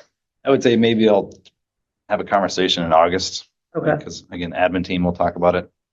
And kind of a lot of things already started, but I'm gonna share it out to the leadership teams kind of get through some, policy and procedures from there, and then come back to the admin team that keeps where we're at. Anything else that we see as a team first, Okay. from there too. So I kind of rely on the admin team of just for us as a team, what we look forward to, going towards next year. You can easily build in, some of those things that you talk about, a drop-in help here, there, whatever the case may be, whatever they feel they need. Those are easily things that we can talk about, that we can find sub money, budget monies to help to support. If it's not anything that is I need a full-time instructional coach or a full-time, behavioral specialist, anything like that. If we have to buy time somewhere, we can do those kinds of things easily enough in the budget. Great. I just want to make sure that we give you enough time, like that we have enough time to get you the right support that you need before school starts. And it's summer, so I have time to go through stuff and reflect and Okay. kind of build some new systems up and talk with staff from there too. So I know, Tom, it's busy summer. it It's gonna go by. will, but I'm still I'm there every day. Like I have summer school, adventure camp in July. So there's plenty of time that I have to be able to be in the office and work through things that won't take a long time. It's just being able to have free time to do it. Mhm. It's really nice. Uninterrupted time. Chunks of time, Yeah. More than 5 minutes at a time. Yeah. Sure. Yeah. Thank you. Thanks, Tom. Thank you. Thank you.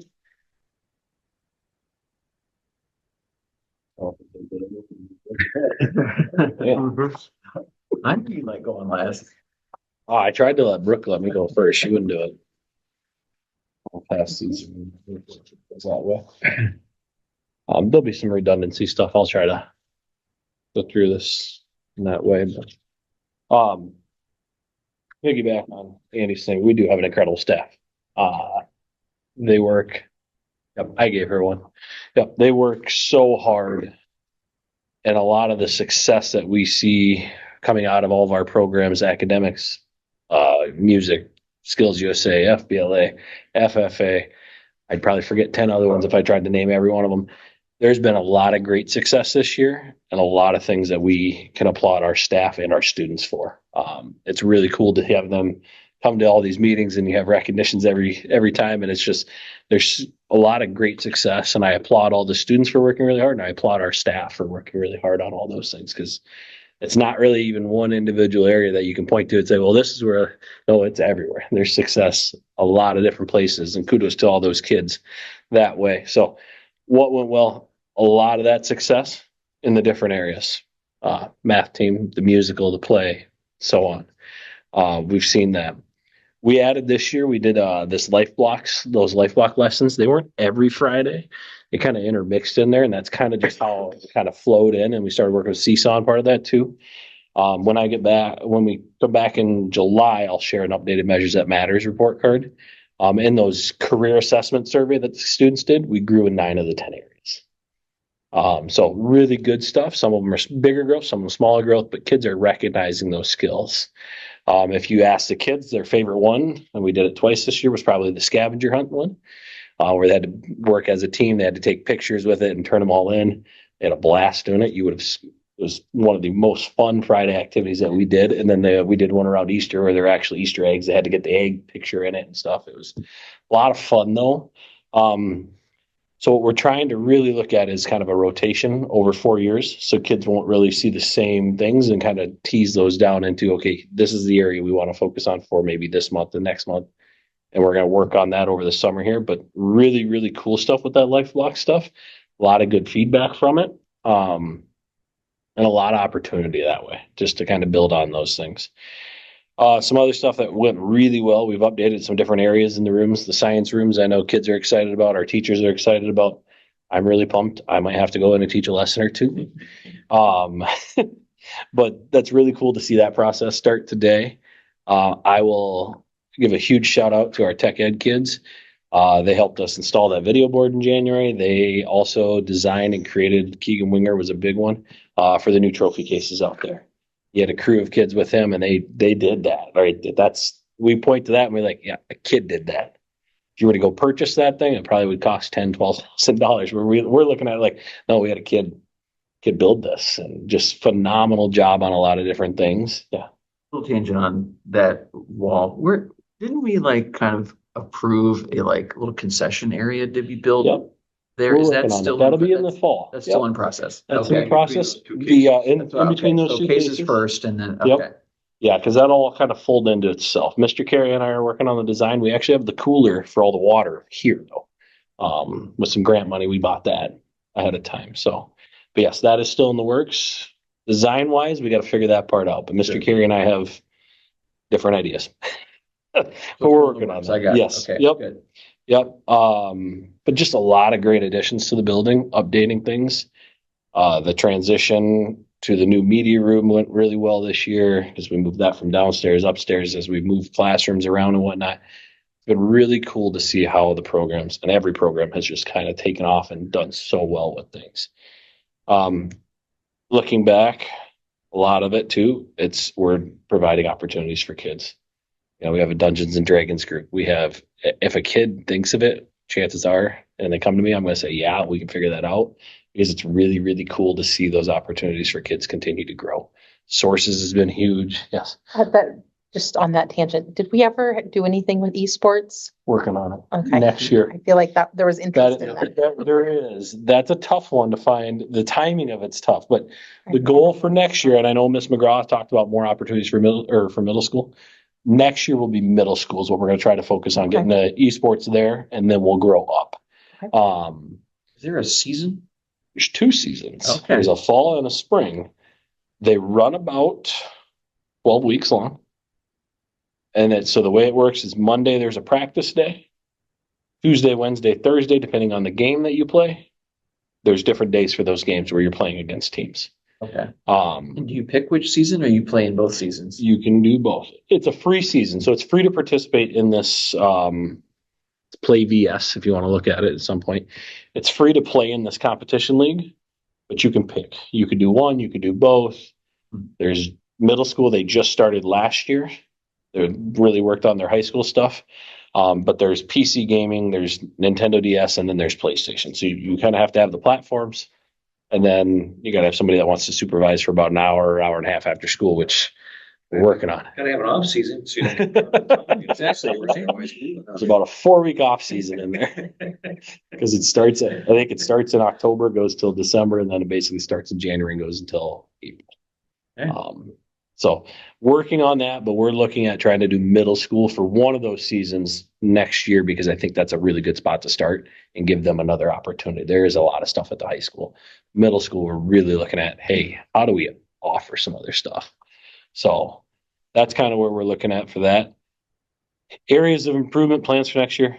We're looking at shifting some of our advisory around. I will tell you, advisory at the high school level can be difficult at times, trying to get kids intervention helps how they're doing it. So kind of really focusing on changing some of the structure of that to better meet those needs of students, shifting students into the areas where they may need support. So if we know a kid needs help with English, we'll put them into that English advisory and kind of schedule those out every couple of weeks. So really hopefully kind of bringing that list of, hey, you got a bad grade mainly because you didn't do your stuff or you need help with it. Let's get you in there. But really kind of honing in on that structure for advisory and trying to make that work even better for kids is one of the big things that we're going to be looking at. We're going to keep growing the life block lessons. Like I said, that's when Eric and I talk about that, we'd like to see it almost like a 4-year rotation. Mm-hmm. So that way kids are getting all those skills that we're working on, and then they're going to graduate. So it's really that life ready that we're doing with the measures that matters. One of the things I've had a couple staff members is just reach out, looking to kind of look at that spring semester waiver system, kind of just some different ideas around it. Because typically with it, it does increase attendance, which is great. You'll have several students who have to take it, but it's typically a behavior thing. It's something that we need to kind of review. So I'm working with some staff members on reviewing what that kind of looks like. I'll bring that back to you guys later here. Good. And then as Brooke said, a lot of it with new staff, vertical alignment, re-looking at some of those things with science. They have a meeting next week, English, because we have a new English teacher, trying to figure out how that structure lays out now, because we kind of changed some things at the middle school, schedule-wise, what that looks like, history-wise with the new teacher, just trying to really get back to the vertical alignment to make sure that, hey, we did this probably, when's the last time we truly vertically aligned? I was say, it's been a while where we've truly went through everybody and just went, hey, let's relook at all these things. We've done some work on that, but we really need to kind of hone back in on that. Mhm. So that'll be kind of the big shift that we focus on next year. Resources needed, continued support from you guys. You guys are awesome. I love that you trust us to do our job and that you support the things that we do. Because even like I said, the esports thing comes back up in conversation just because she's wondering, hey, we talked about it. I'd love to see, yes, that's great. Right. So just continued support for all the students and staff. We have a lot of good things going. I'd love to continue to see it grow. And that's the opportunity that we have. We can continue to grow, and that's the best part about our staff too. They do not like to sit still. They love to continue to want to be the best and provide the best. So really awesome stuff. Really good school year. Add any new positions for next year? No, I don't think so. Don't open that door. Say, This is the time. From NODA, I don't think so, well, maybe. hey, you never know though. That's You just didn't know there was a door there. So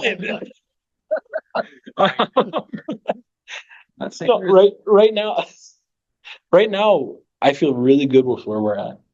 I appreciate the addition of the new English position and making a full-time media. That was pretty big. It was, and I've had other schools reach out and go, how? And I said, because we have support. We're doing great things. We have support. So, because I know a couple other ones they've tried it and it's kind of held back because it is a lot of work with the media stuff. But I know this is the best thing for our kids and for our school. But it's been really cool to see, like I said, every program grow. Skills USA, we got the top 2 people in cosmetology. I don't know if you've seen Mr. Carey, but he'd probably be like, well, I teach well. But just awesome stuff. FFA's had a lot of success. You can go on and on. It's been fantastic. So no, I don't have any room to put anybody up here either. We're on a little space up here. So A question for both you and for Tom. Yeah. What is our current physical education staffing, both at the high school and the elementary? So elementary is 1 full-time with an intern. and then we Okay. are at 1.75 for middle school, high school. Okay. Yeah, if you look at the intern, that'd be like 1.5. Yeah. Yep. Is that adequate staffing for the number of students that need to run through your physical education programs? Yes. It would just open up a couple more hours for us if we went back to 2 full-time, but we've actually got a pretty good schedule for it. Class sizes are pretty good. We're not counting additional things as PE credit. Yes, we have added, yes, that is correct. We have Yeah, added sorry, extra before. things or other opportunities for kids to get PE credits. So you can do athletic PE, which is a sport as a junior or senior. You can get a half a credit for that. And then we have the marching band that we added last year where you can get a quarter credit per year. So you could get a full credit of PE over your high school career. So we have tried to look at offering some of those different things, though, and that's been really beneficial. Really good for kids. Yep. Anything else? Any other questions? Otherwise, I'm going to talk about a little bit about dual enrollment. Okay. That's all right with everybody.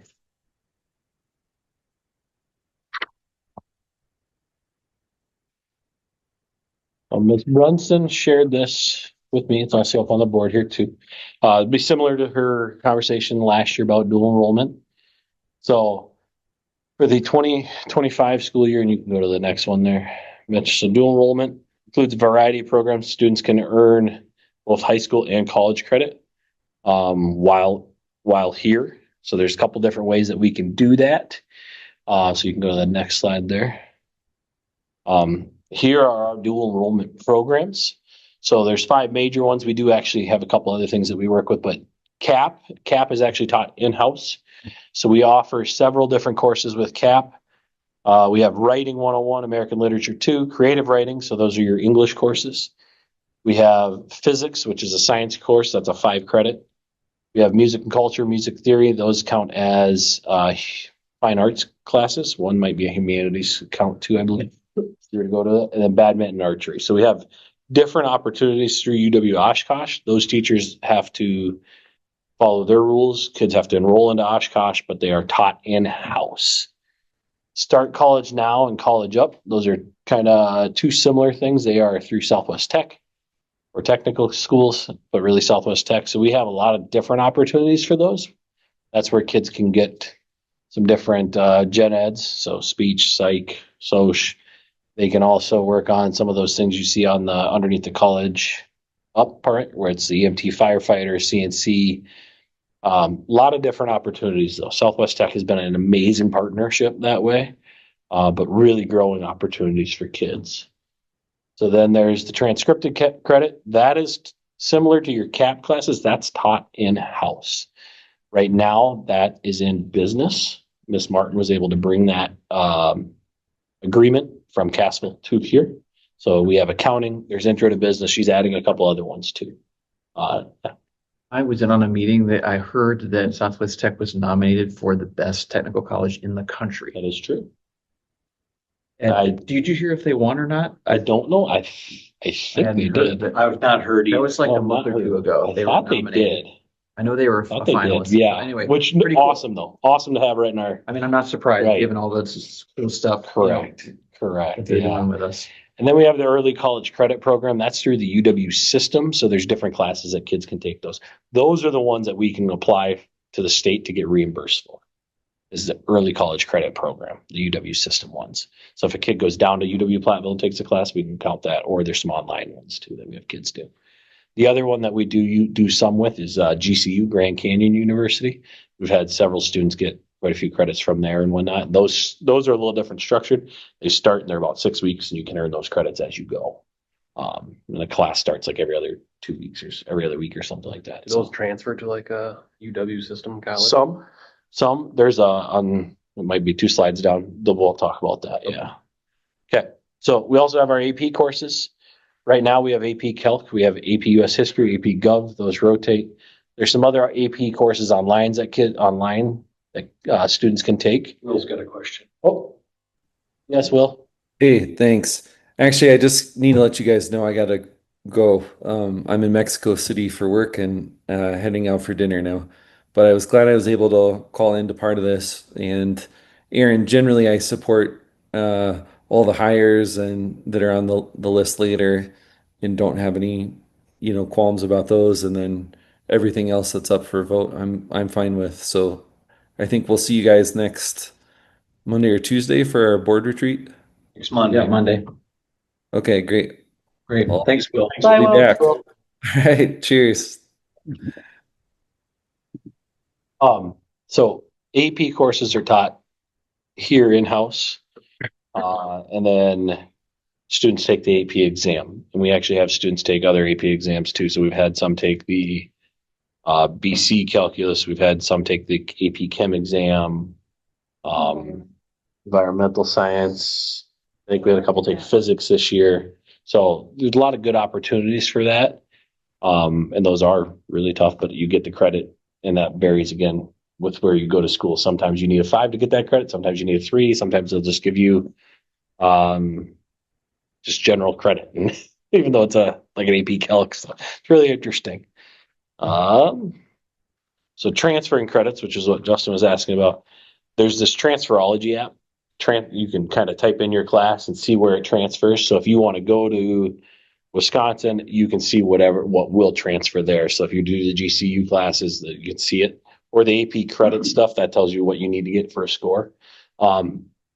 Miss Brunson, I can't say enough about. She is phenomenal at her job. She is great for kids. She sits down and does this with every one of the seniors and the juniors when they're looking at classes like, well, maybe I want to go do this. Well, let's see if it works there. Because if it doesn't, I don't want you to do that. I want you to do this instead. So she's phenomenal, and she does this individually with all those kids as they prep for college and whatnot. So this is kind of what she does. CAP numbers, just so you can kind of see it. This year we had 48 students in CAP. Breaks down the cost on the side, but the credits earned were 285. So physics, I think, is 5. Music culture, music theory, those, and all the English ones, I believe, are 3. Archery and badminton are 1 apiece. So a lot of different opportunities. You have to have a master's in that area in order to teach CAP level classes through UW Oshkosh. But really, really cool stuff that they allow us to do. Yeah. Now that it's state law that Mhm. these CAP courses are now 100% covered. Do I have that correct? Correct. Yeah. Do you anticipate a spike in demand No, based on it being, I think that it'll free instead of 25%? And if so, can we meet that demand? You don't think it's going to change much? No. Okay. I think the numbers have been pretty consistent over the last couple of years. I don't think that'll change too much, quite honestly. What's that? Yeah, there's a maximum number of credits. And 18 now. Yeah. Yep. But no, overall, I don't think it'll change a whole lot. Okay. Kids are pretty much, they got their different career paths and yeah. So, I mean, you'll see some increase here and there just based on the class, but overall, I don't think it'll change too much. Okay. So this is the college up and start college now. This is the Southwest Tech stuff. We have a lot of kids do a lot of things with Southwest Tech, as you can see. So 56 students, earning 549 credits this year through Southwest Tech.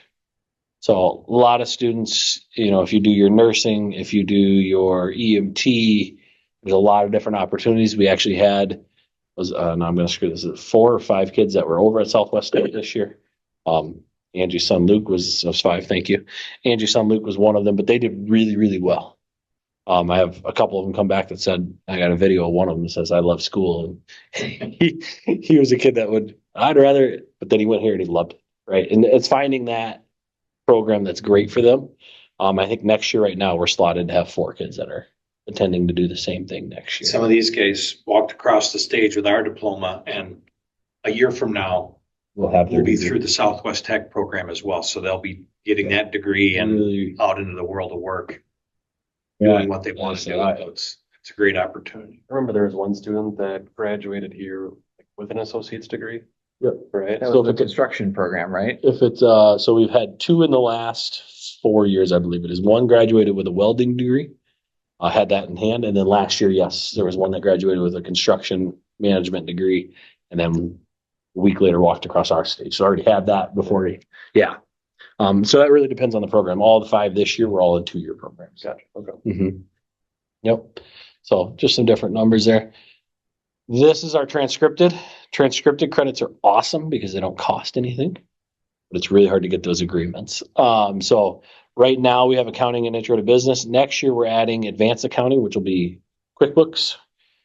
We have business law, beginning Microsoft Office, and marketing principles. So some of those will get interlaced into Mrs. Martin's classes. Advanced accounting will be its own. We're intending on rotating business law and intro to business each year, and then like Microsoft will get embedded into another one. But that way they can get those credits, especially if you want to go into the business world.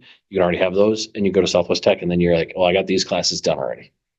So really cool agreements as we work to try to get a few more of those.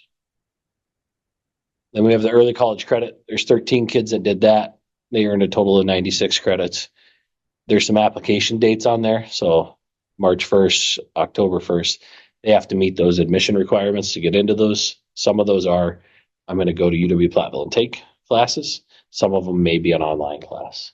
So there's some different options that way. But like I said, Ms. Brunson, phenomenal job as far as providing options for kids. You can go, we're going to go to the next one too. Dual enrollment totals. So total of, this is everything, 86 students. That's our total cost breakdown there. Youth apprenticeship will actually pay for 6 credits each year, junior, senior year, to those kids that are participating in youth apprenticeship. So if they're in a youth apprenticeship, that program through CISA will pay for 6 credits per junior year and senior year. So they can get a total of 12 credits just through youth apprenticeship, which is a really neat thing.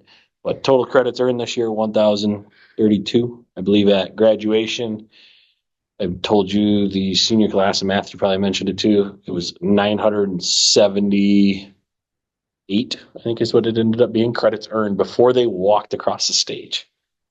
For a small school, that's unheard of. It's incredible. And I think to point back to Ms. Brunson, she is pushing hard to make sure that youth, if there is something that it's a tied to the youth apprenticeship, she's pushing that out there so that they're getting those 6 credits paid for through the youth apprenticeship. So she's doing everything she can to make sure that that continues to be a benefit for the district and for our students. So Youth apprenticeship has been a great part of that, so. So the college credit earns, that's a huge number compared to other peer schools. If from in I your would experience. imagine that is very large compared to other schools.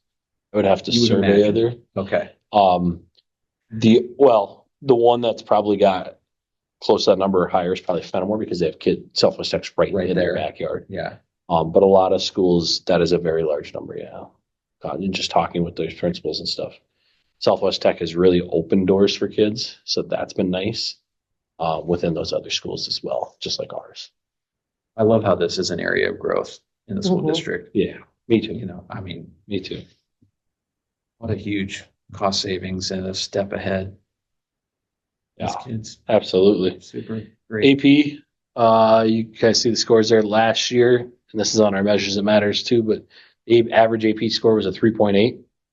And then Ms. Brunson has their students who earn a 3 or higher on the AP exam will earn at least 3 credits, college credits. 92% of our students took an AP exam last year and earned college credit. So really good numbers for our AP stuff as well. And then there's one more there. So 2025, those scores don't come out till July. We had 28. They took a total of 42 AP exams, and those are all the different ones that were taken this year. So Sorry, you said 92% of our students. Do you mean like juniors and seniors? 92% of the students last year that took an AP exam got a 3 or got higher. a 3 or higher. Got it. Yeah. Yep. So that means they get at least those 3 college credits, Good. depending on which school they go to. Like I said, sometimes it's gen ed, sometimes it's Mhm. counts as a class, but so they just finished that up a couple of weeks ago. We actually had seniors. Which day was it graduate? It might have been graduation day. I think we had 3 or 4 seniors that had to take an AP exam after they got done with the practice. No, never mind. It was Wednesday. So the last day, seniors' last day, they had to stay and take an AP exam because they had pushed the other one off for some other reason. So really cool stuff though. Miss Brunson's phenomenal. Phenomenal. Really great. Yep. Is this on the school website at all? This? Any of this info? Yeah. Some of it's embedded in that Measures That Matters report card. Not to this level, but I know. Be a bad idea to be like, hey, I'm thinking about enrolling in Mineral Point School District. What are they offering in terms of college credits? That I believe you can find, but I can make sure on These are that. great slides to just say, hey, this is what we offer. This is what our kids are doing. Yeah, so on here, I'm just looking real quick. We have number of courses taken. We have AP scores. We should probably put number of graduating credits classes with them, so we can add to There's this an too. action for you, so thanks. always looking to assign more work, that the guy. On behalf of Member Bergstrom, I have a question for you. Uh-huh. So I think, just to paraphrase one of her passions, is I think the main concern is, do we have a good sense of the job market? Like, what jobs are in highest demand and predicted to be in highest demand over the next 3 to 5 years? And then do we have a good sense of what our students' career interests are? And then do we have a plan to shape our offerings to not only meet our students' interests and what they want, but also best prepare them for success in the job market? I know it's a complicated question, but We'll go with yes. The only reason I say yes, so one of the big things we started 3 years ago, I think this will be the 4th year now, is the career fair. Right. That we put on the different things that go along with it. That's based on the career cluster interest that we do week 1. So on that Measures That Matters, we have the career clusters that they are available, and that these are like, hey, this is where I'm thinking right now. So we try to take that information and then guide that into the career fair with some other opportunities that we seek out. I think there's always room to grow, right? As we look at courses and as we continue to grow, I think that there's going to be more opportunities. But it's more, it's kind of reviewing, yeah, okay, here's what kids want to do. Here's what we know they need to have. How do we get that embedded into those? And those are conversations that I know Erica and I have at different times. And then with those different areas too. We know that media has been a huge one for kids to get opportunities because we now have kids that have went to college and they have their own photography businesses and they're ingrained into these other things. We have the Skills USA adding doing the cosmetology. You'll never find Mr. Carey. Skills USA's, and they're all phenomenal programs.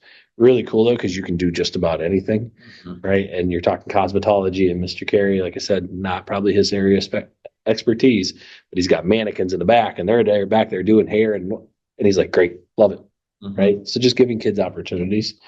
Same thing with FFA. There's so many different things that they can get in as they're learning all these new tools like the CNC, the plasma cutter. So I think we're in a really, really good spot. And I would say that if things come up, we're going to work really hard to figure out how to provide those things for kids, like grant money and whatnot. Maybe a better question would be, do you have current relationships in place with businesses, small and big, local and regional, and say regional secondary institutions like tech schools, UW system, people, where you're having these conversations like, hey, what do we need more of? Right? Like even from a Cardinal Glass to a Microsoft, where are the job markets heading to where we need more kids in the pipeline, like healthcare, for example, I would say some of those conversations are happening over at CISA when Erica's over there with the counselors and whatnot. And then we have some regional meetings that we do with different schools. Like we held the Iowa County meeting. Yeah. Right. Last year, actually, there was a fabrication meeting in River Valley. So I went up there for that night and they had the different fabrication pieces and the robots and their car shop. And they're like, well, we know that this area is growing. Which of course gets my mind racing on how can we do this here, but just fantastic stuff. But I think that happens just organically with conversations with people. I mean, that's myself, Erica, teachers, but we have people reaching out. And, yeah, we explore a lot of those things. That is a very good question. It's a ridiculous question because you're asking local, you're asking regional, it's all over. It could be different. We've got the resources for CISA Southwest Tax that's kind of given us the ideas of what kids are looking at. They're bringing back like meat cutting. That's something that. Yep. Mr. Robinson's done some of that with that walk-in cooler and stuff. Oh, how many schools have like used walk-in cooler? Yes. Administration, how things have changed drastically with job cuts and stuff like that. So how do you foresee stuff like that happening? I think it's just got to be where your interests lie and kind of work with the child. Not child. I think that for sure. I think that, as you said, on the measures I meant, what career clusters are you interested in? Then they try to bring in people that both educational and job people that are doing the job, so that there can be this combination of, hey, you could go to a 4-year school. Okay, well, hey, there's the Platteville table. Do you offer this opportunity? So I think those things are kind of combining and trying to answer that question of what's available, what's interested, what are our students interested in? And then to Angie's point, I think Southwest Tech is looking at, hey, we know there's a need in this area, and we can at least make sure that our students are aware of, hey, this is a high demand job if you're thinking of staying in this area, and here's an opportunity to get further education that gets you right in the door for those kinds of things. I think all of those things pull together, but to have someone say, I'm interested in being a coder for AI software development in the pharmaceutical industry. I feel like that's why that question is important, is like we're at this paradigm shift of software consuming large chunk of jobs or changing what businesses are looking for. Right. And maybe it's like, hey, the next 2 years, we're going to be looking for people who want to do X. Do you guys offer anything like that today? Right. And just try to be in front of it. I mean, we're not gonna. I think capture those every are single thing. conversations that we're having a lot, right? It seems like it. Um, And it's not, I don't- sorry. Well, I'd also go, it kind of depends on the class. I can tell you this next year's senior class is more geared towards that youth apprenticeship workforce like a couple of years ago, and that's Mhm. great. Mhm. And we're gonna help them be successful. That's kind of where we're at. Like, how can I help whoever's kid reach whatever goal they want? And that's my goal. That's Erica's goal. It's what do we need to do to help you be successful? Mhm. So. You know, to me, it's both and, right? Mhm. If you have a kid who's got the foresight and is thoughtful enough to be like, as a sophomore in high school, be like, I want to be that. Mhm. That is awesome. And we should like foster that as best we can, get all the opportunities. But I think, you know, for every one of those kids, there's probably 5 kids who are undecided. Yep. You know, and like, But I think I that's, don't know what I want to do. I think that's, right? that's part of the reason why we did And then that. it's like, career fair, we wanna hey, make sure you we're know, doing this. right. Hey, I just went to this fabricator meeting. There's like 5 companies within 2 hours drive of here that are Yep. looking for people that know how to run these fabricator machines. Or like Justin said, you know, there's Epic or So many of them. you know, I don't know, It's incredible. you know, Google in Chicago or whatever. They're looking for people who know how to do this, you know, or in agriculture. I don't know, you know, there could be anything where like people are looking for people, and then you can help foster people who maybe are undecided and maybe, oh, that maybe clicks with me, or I could try it. I could see myself doing that. I'll share one more just a little tidbit about a student awesome stuff that they're doing. I won't share the name, but so we talk about growing opportunities for kids and we're looking at those things because we don't know what kids want to do. Mr. Carey actually had a student that worked, it's called Blender. It's a animation software where you actually incredible. This kid, I can't say enough. I watched it and I'm like, that could have been the beginning of a movie, literally, of this animated movie. It was incredible. And it's because Mr. Carey and all of our teachers are like, look, I'm not going to be the expert, but I can help support you. And then we'll figure it out together. And those kids usually take off like bottle rocket and just create some incredible stuff. But I mean, this was a 30-second thing that he had been working on all semester. Mhm. And you watch it and you're like, that could have been the beginning of an entire movie, like with robots and stuff. He had to make everything articulate. It was just incredible.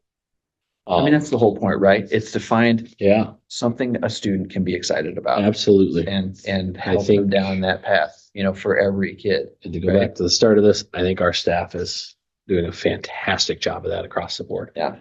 They really do. I think that starts in the elementary though too. Yeah, absolutely. Well, yeah, I mean, across the board, I'm talking across the district. If we put out, the grade or 5th grade letters. Yeah. It's amazing how many kids are doing what they wanted to do when they were in 3rd grade. Yep. That's just, like I said, I would say across the board, that's a district thing. That's not just a here thing. Pretty cool. But this is what they had in mind back. How many of our students have exposure though to like any sort of actual coding or programming language prior to graduating? Is there some core class where they at least have to do more than be able to power on a device? Use it? True coding, not many. Not to the level that we'd like to see it. We've offered in the past with some different teachers, we offered like some things, but we didn't have a lot of interest in it. Okay. But that could change, right? If that changes, we'll figure out how to offer those Okay. things. One of those areas is Gen Tech, where you can do that, like which of that kid's doing. Mhm. But I think it's more what kids are interested in and how we can provide it, but a lot of opportunities. When I think about the opportunities that I'm aware of, Mhm. like, and where at least some industries are headed, I think, do they understand, like, they understand how to use the technology? Do they understand the fundamental elements behind it and that they could be engaged in that part of it? Yeah. Like, Well, and I think Mr. Carey's gonna start changing. We have a CAD class. He's gonna start changing that into more of those programs Okay. too. And not just specifically CAD, but CAD, Blender, so on, just to give kids a taste of those different things. Mhm. Now this kid that made this video might have to teach the Blender thing, but it's great to have that resource. But yeah, like I said, I would agree. It's a district-wide, across the board. Staff are doing awesome. Kids are awesome, but Wasn't there part of a computer program that you showed us that kind of estimated, like, we're gonna need, like, we're gonna like lose 20% of our workforce here in the next 20 years. So we need, what was that? It was part of, you were showing us. Isn't it? It was what? Zello? Yes, Another thing. like we're gonna need people, like Mhm. this number of people in healthcare, and we're gonna need this number of people in It's like technology. doesn't it like a career assessment tool There is in one. Zello that like, and then it spits out like, you could be a zoologist or a blah, blah, blah, blah, blah. And, And like these are the different areas that you Careers could that go fall under into. Your interest in. Yes. Right. You're still using that? We still do. We have our own as well, though, because of the Measures That Matter stuff to try to tie it to that better. Zello is great for some things, but it does gear every kid towards college at times. Yeah. Where that frustrates some kids. Where they're like, but I want to do this. And it's Sure. like, yes, and that's great. And we're going to help you get there. So but yes. Mm-hmm. I didn't make it under my 3 minutes. You're close. Yeah. You're close. Thank you. Thank you, guys. Smile.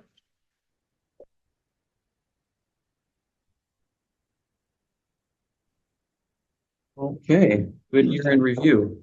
All right. Mitch, do you want to tie into Administrative goals team for goals? next year? Sure.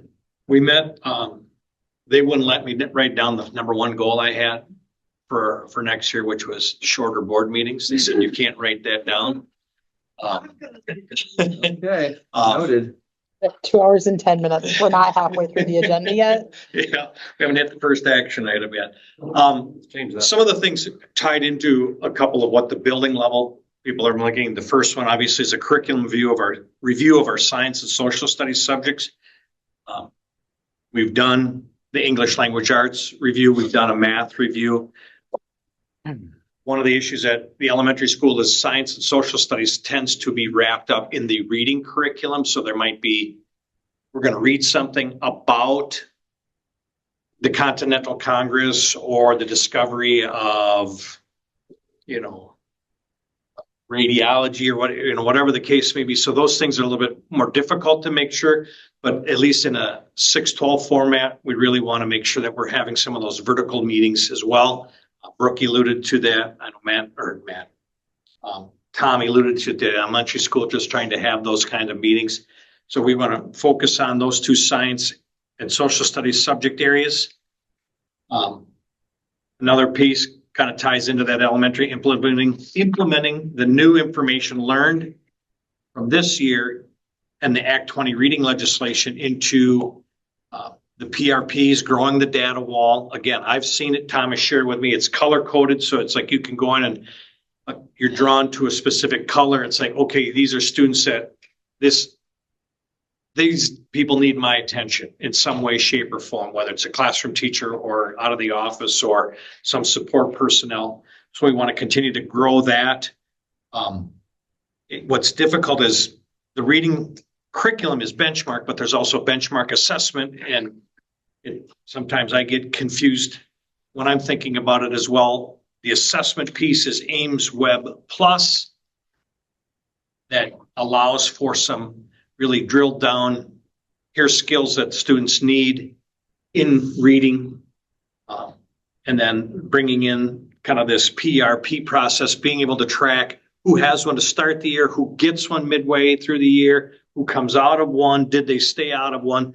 So the data wall will certainly help track a lot of that information. And again, kind of be at your fingertips versus, as Angie pointed out earlier, having to dig through each individual student at each individual grade level to figure out where are they, what happened to them. So really trying to roll in a lot of the Act 20 trainings that took place this year for the elementary.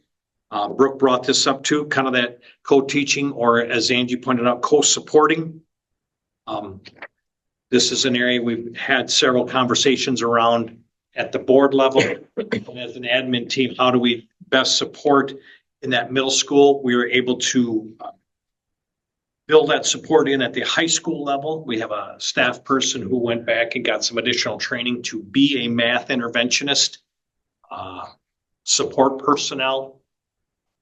So we want to make sure we're trying to do that so we have more support level at that middle school. Matt brought it up, kind of expand on the life ready skills at that high school level and eventually move that down into the middle school. They are doing a lot of things around sources of strength, which are some life ready skills into the middle school. And again, continue to grow that, in this case, down instead of growing it up. We've had this conversation as an admin team. I've felt this for a long time, that while it's good to have assessments and it's good to have that data, is it doing what we need it to do? Is it providing us what we need it to provide? So creating this 4 through 12 team to kind of look at the assessments. They do the Ames Web Plus K3. 4th and 5th uses STAR data, and they use STAR data because the middle school uses STAR data, but the middle school is using STAR data because it ties into some of the reading pieces that they're using, but the common lit assessments tie into the reading assessment that they're looking for. So it's like, one, is STAR giving us good, valid data to be able to do something with? Can we do something different? Common lit fits into their curriculum and has something that actually grows into the high school and would be able to support some of our high school English students and staff members at that level. Can we grow that up? Does it make more sense for our 4th and 5th grade teachers to use the Ames Web Plus, purchase that for those 2 grade levels, because they're able to track through 3rd, 4th, 5th now, instead of having that cut off at 3rd grade and a different assessment at 4th grade. So we really want our staff to be able to help us with that direction. What is probably the best assessment? What gives us the best assessment data that we can use to make improvements to support our students and support our staff with PD in that capacity? And again, it could have some serious budget implications. You know, we purchased the STAR Renaissance Learning Package. It's a 5-digit number. You know, if we only need it someplace, you know, if we need it at one level, it might be 5,000 because it fits this level. But then we get something that works at other levels and reduces some of our expenditures. Or it might shift that money in another direction. And then we want to try to increase the number of K-12 student interactions throughout the year. We've done a couple of these with sources of strength. It's been well received by the adults. It's been well received by the kids that have the opportunities to learn, but also well received by the number of students that have the opportunity to serve in leadership roles for some of our younger students. We would really like to try to get into at least 1 per quarter and see if we can kind of grow that. Now that will probably meet with some pushback. While we do all these assessments, and it's like we tend to give up instructional time because we have to do the assessment.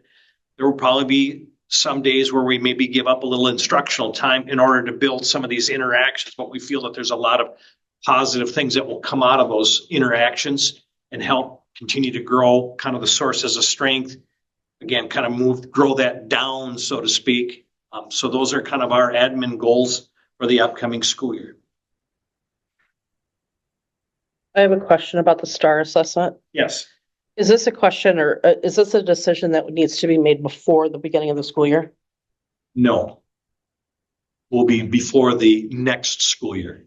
We've already purchased assessments going into the fall. We want to have this group have as much time as they can throughout the school year to say, you've used this piece. Do we need to bring something in? Do we need to, have demos on different assessments? Do we need to have experts? Do we need to reach out to other districts that are using other kinds of things? So no, this is not we're going to go away from STAR at the start of the 25-26 school year, but we want to be able to get that information moving into the next budget cycle to make sure we're purchasing the right assessment tool. Okay, thank you. Yep. Make a decision in the 25-26 year with implementation in 26-27. Correct.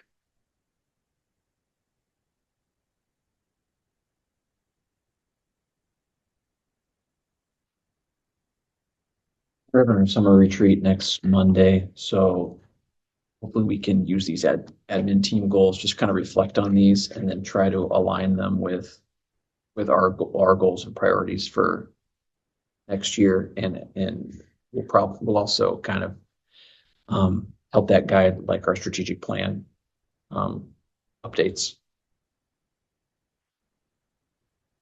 Any final questions for Mr. Wainwright at this time? I figured we'd be talking about them at the retreat anyway, Yeah. so.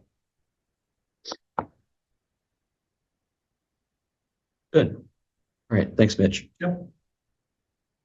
Budget comparison?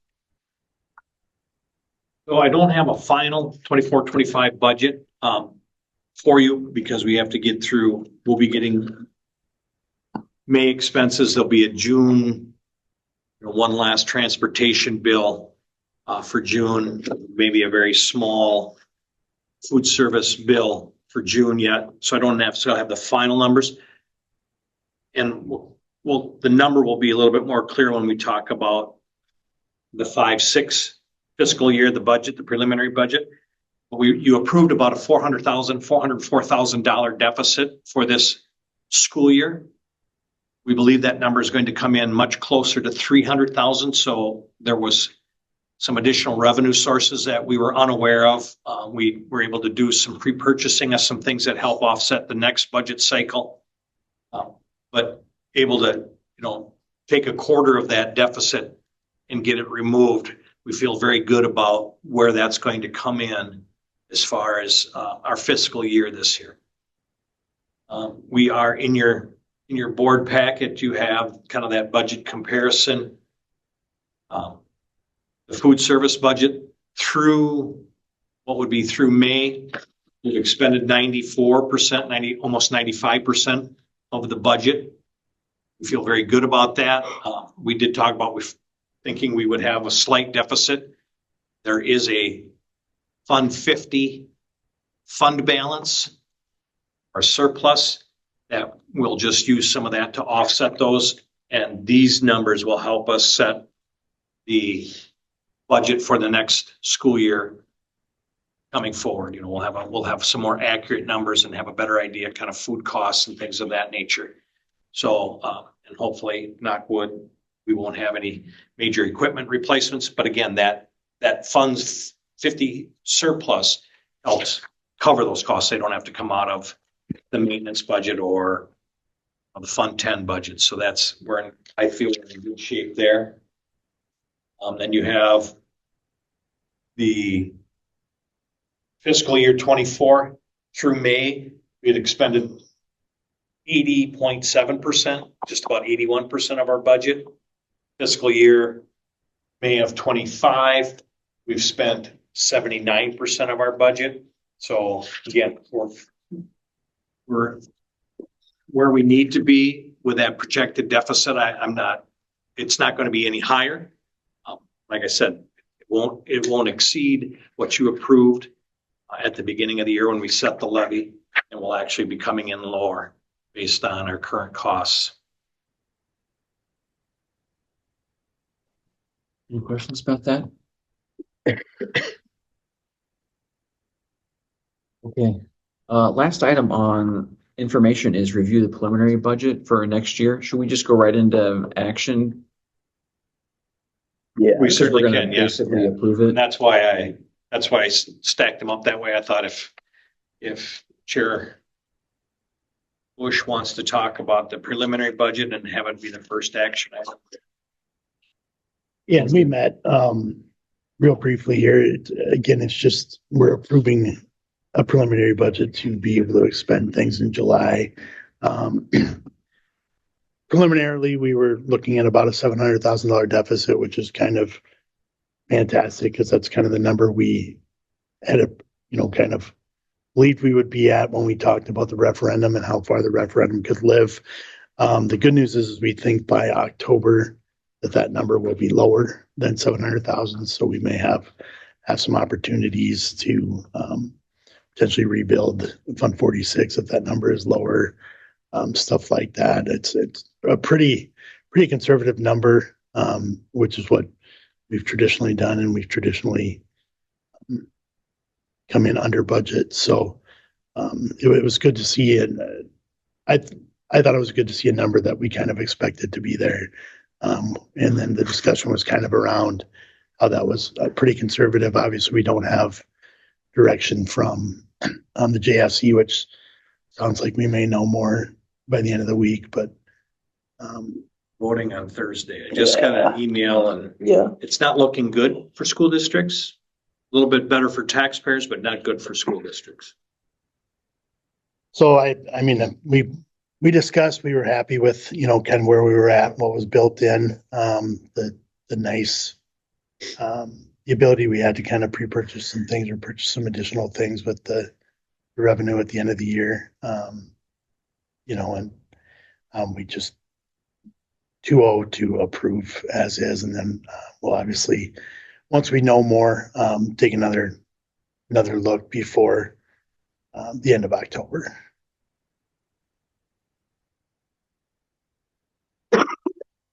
Conservative on the revenues. I would say probably a lot more accurate on our known expenses going into this next fiscal year. So So Danielle shared when she did these numbers, all known hires, even if they hadn't been approved but had an extended offer, are included in this. So it's in that way, it feels pretty accurate. I know we potentially have one new opening that we'll figure out, but can you talk just in like 2 sentences, explain that like the -400, which is actually going to be the -300, feeds into the -700, and so it all potentially steps back. the deficit carries forward to the next fiscal year. So we were anticipating in our referendum conversations, looking at needing $700,000 based on expenditures, based on anticipated revenues.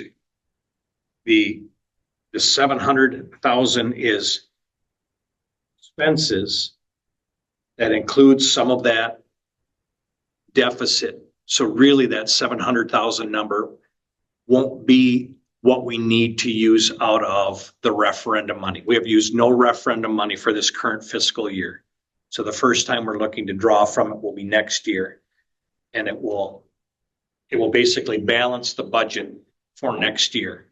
And I, over 2 sentences, but I would also say, we also know, in talking with Angie, there are some staffing funding that are potentially going to be moved right now that are in Fund 10 that could move to some of the flow through money based on the services they provide. Anything that happens there drops that deficit number down. So we're looking at that number coming down by somewhere in that neighborhood of about $100,000. It's our favorite thing that Danielle and I learned when we went to the special ed funding.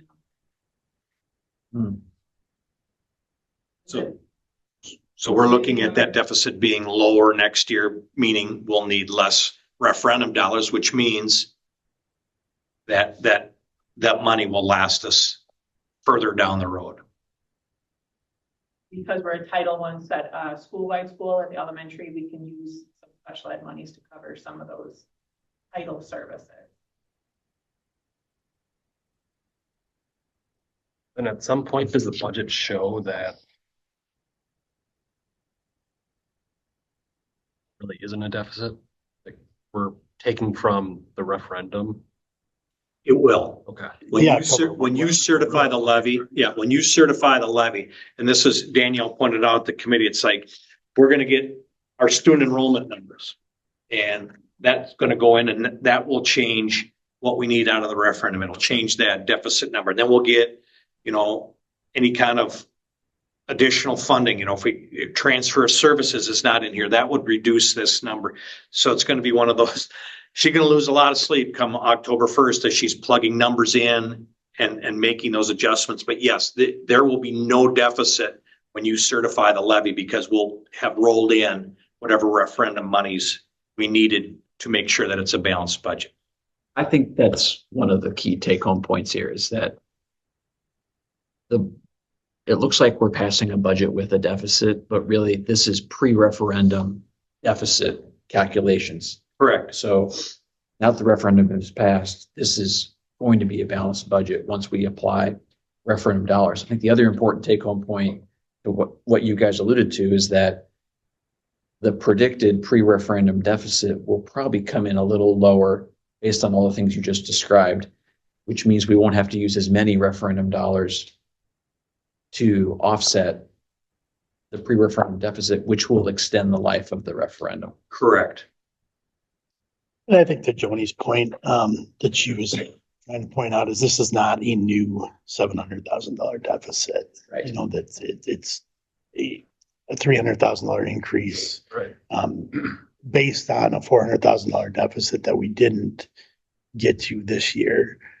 So the concern of it being 700,000 new this year, and then what happens if it's, you know, another 700,000 next year?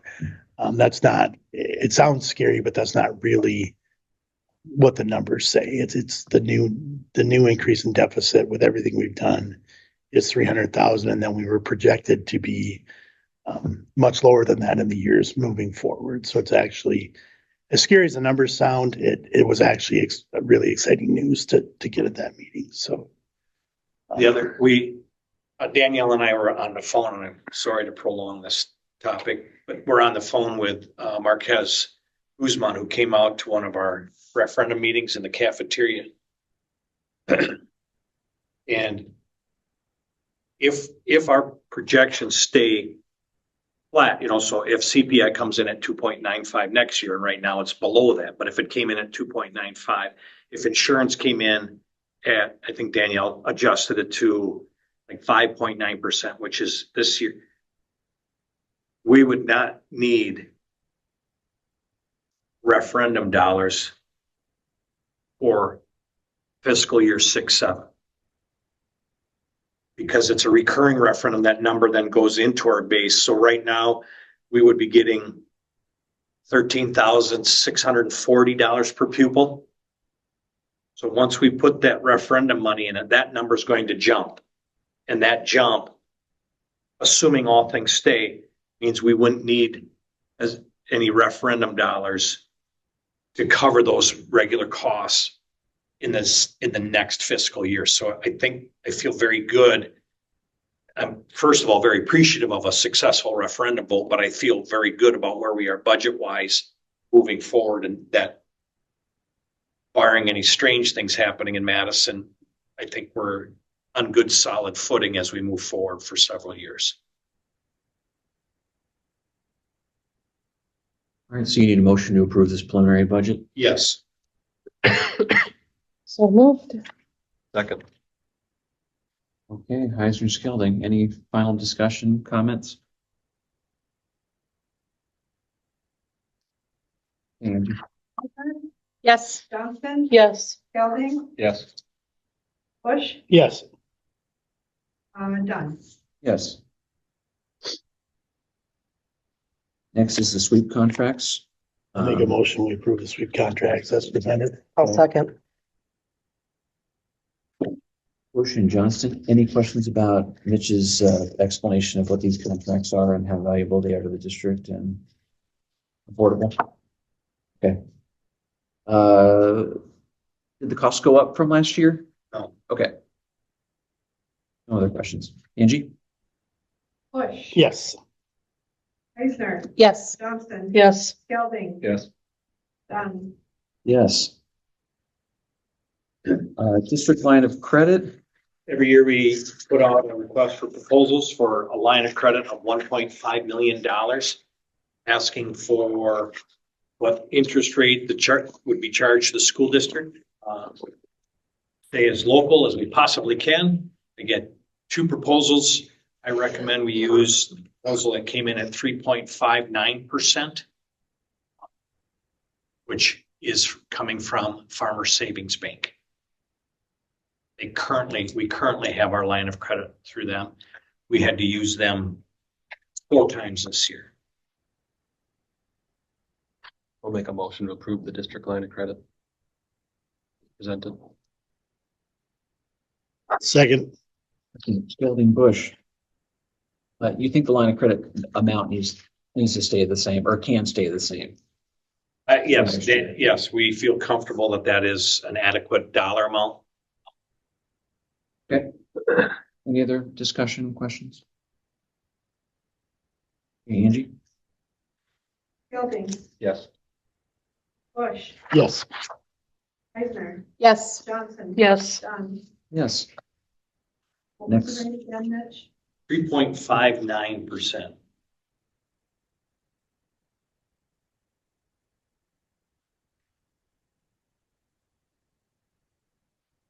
Next are the budget amendments. We need a majority of the full board, so we need a 5-person. This group needs to vote unanimously tonight in order to allow these amendments to happen. You have in your board packet a list of revenues that equals $224,821. So the interest income was an addition, state aid through CISA, common school funds that came in. So we moved some money back into Fund 10 from Common School and paid for some things from the library through Common School. So it equaled to 224,000, and we have $224,821 worth of expenses. So it would be balancing those accounts out. It's not new monies, it's monies we had in our budget. And because it's technically your budget, I need your approval to move those monies into those accounts.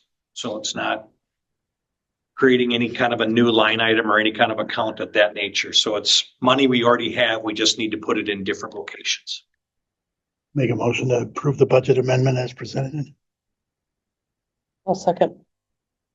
I do. Johnston. Yeah, Joni. I do have a question.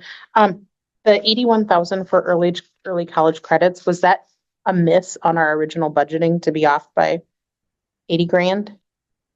Or just higher High participation? participation. And then we also have that tuition reimbursement. So part of it was going out. We're getting something to offset. So if you see up above, we get like $15,000 or not, sorry, not that one.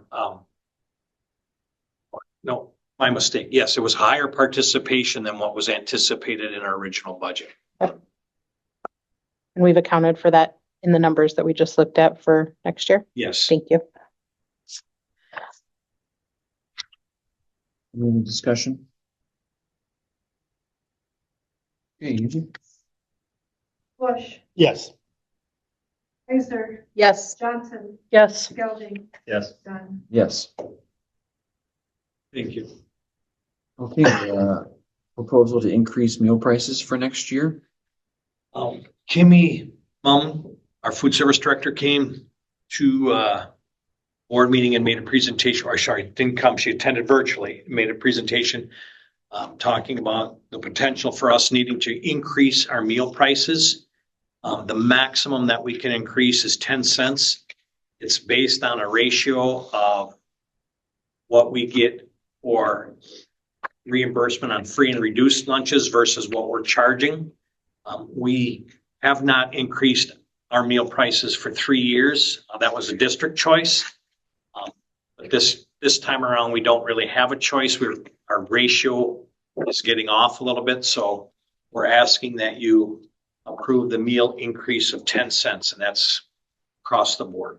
Breakfast, lunches, student, adult, all of the above. Move that we increase lunches and breakfasts across the board by 10 cents.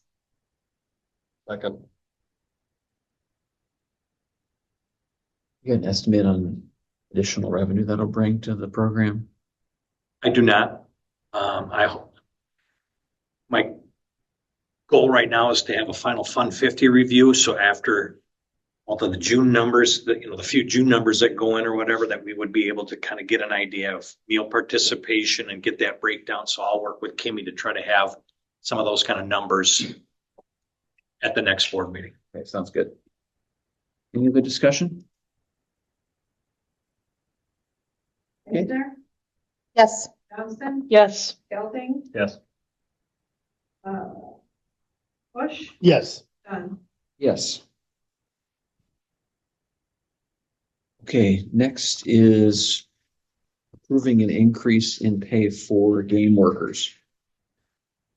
This agenda item started at a building staff rep meeting, made its way into committee.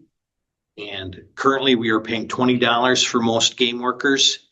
The increase presented and approved at committee was to move that to 30. We will continue to try to pay workers as quickly as we can to make sure that they're getting $30 per event. It was also in that was to move to $50 for the triangular wrestling matches, that if we were to host one of those. So if we have more than one other school here, that would increase the game worker fee to $50 on that particular night. That came through with a unanimous recommendation through committee. The motion to approve these changes for game workers.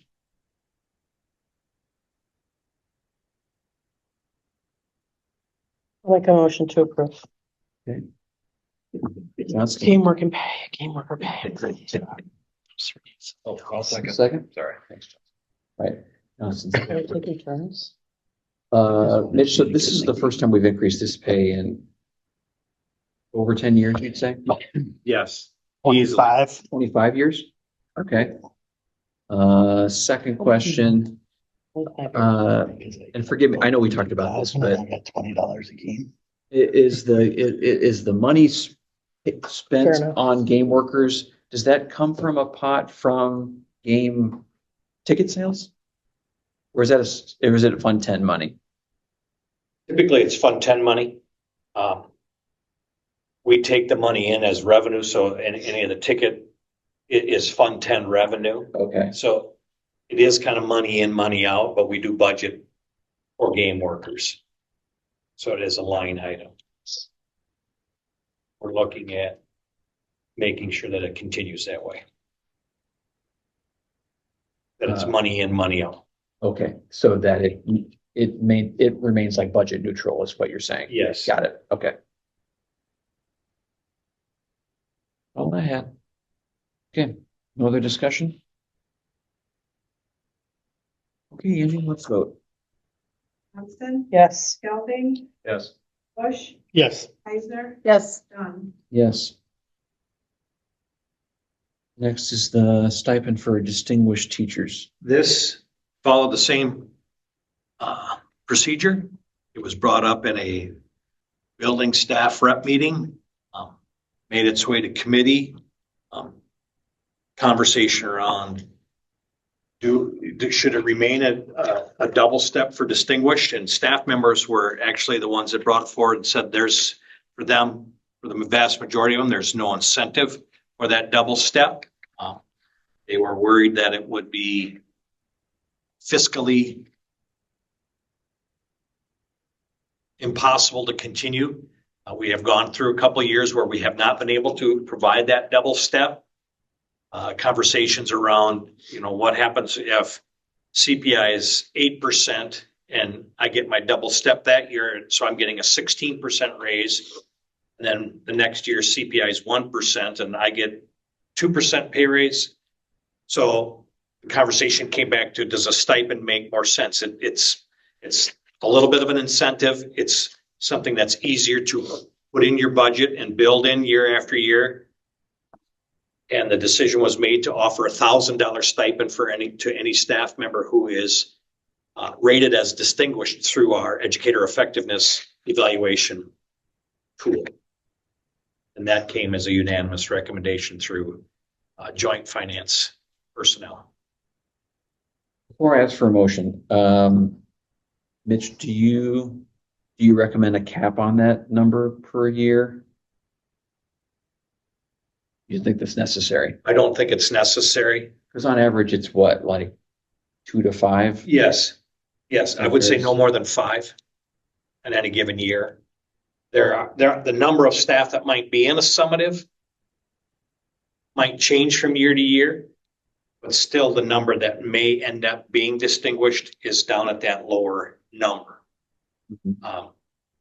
So I would say we can go in and, you know, if I have 15 people that are in a summative year, I could probably go in and say, okay, we're going to put $8,000 in that line item to compensate that. And I'm very comfortable knowing that we probably wouldn't spend that $8,000 on that. We would have a fewer number that would be distinguished and earn the stipend. And just to reiterate for people listening at home, we are currently offering financial incentives for distinguished staff, except for what, last year? The last 2 years. Last 2 years. But we had been offering financial compensation for getting this acknowledgement, but before it was based on CPI, which could range anywhere from 1% to 8%.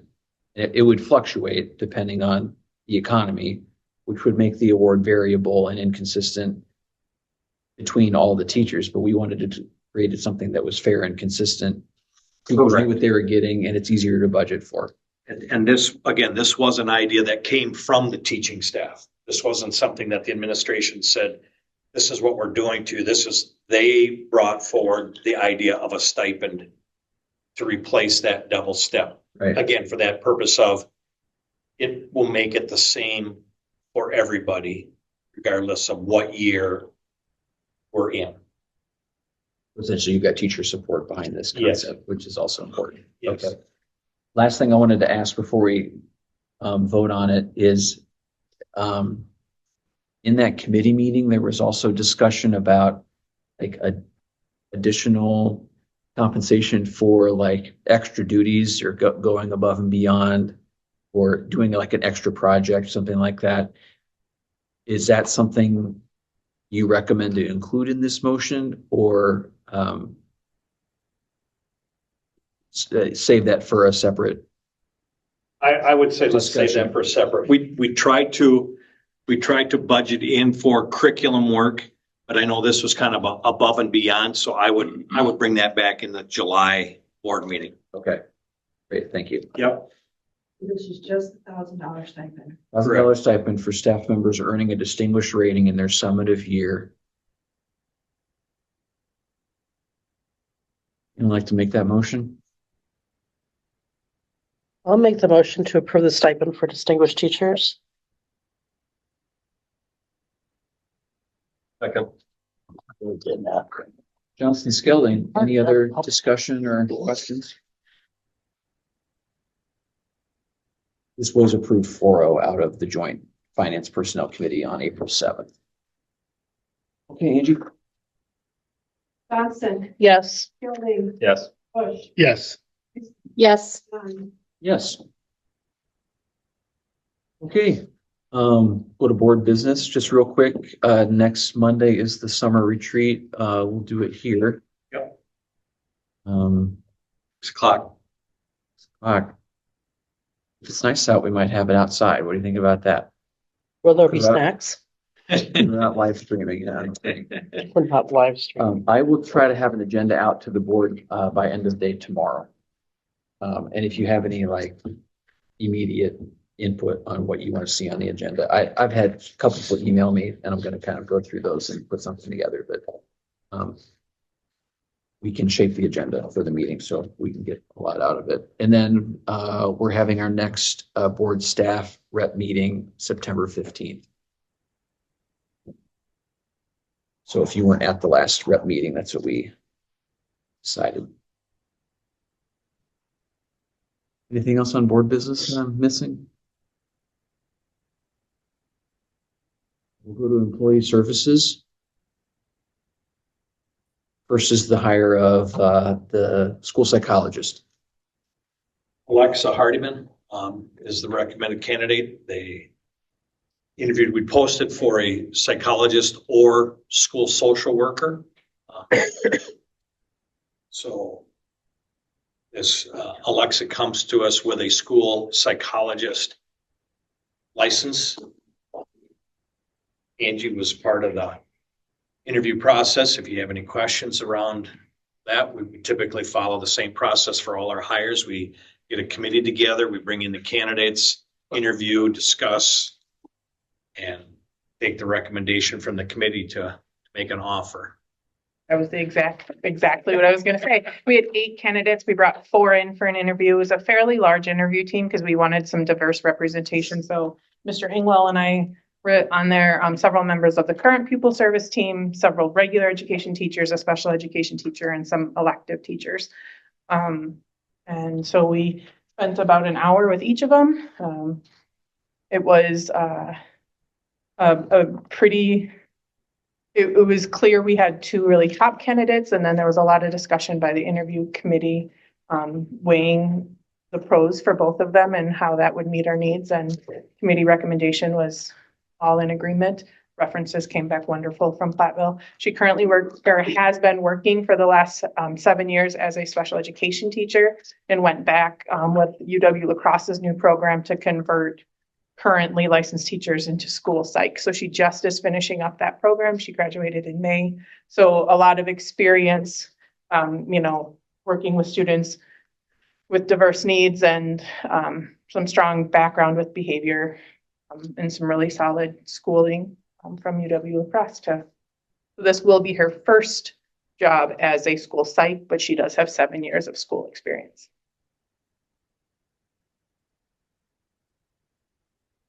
So we can vote on this hire in open session, or if someone would like to vote on it after closed session, we can go into closed session to discuss this or any of the hires. I'll make a motion to approve the hire of Alexa Hardiman as presented. I'll second. Any discussion or questions?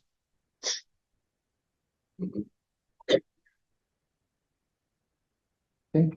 Belding, Yes. Bush, Yes. Heisler, Yes. Johnson. Yes. Dunn. Yes.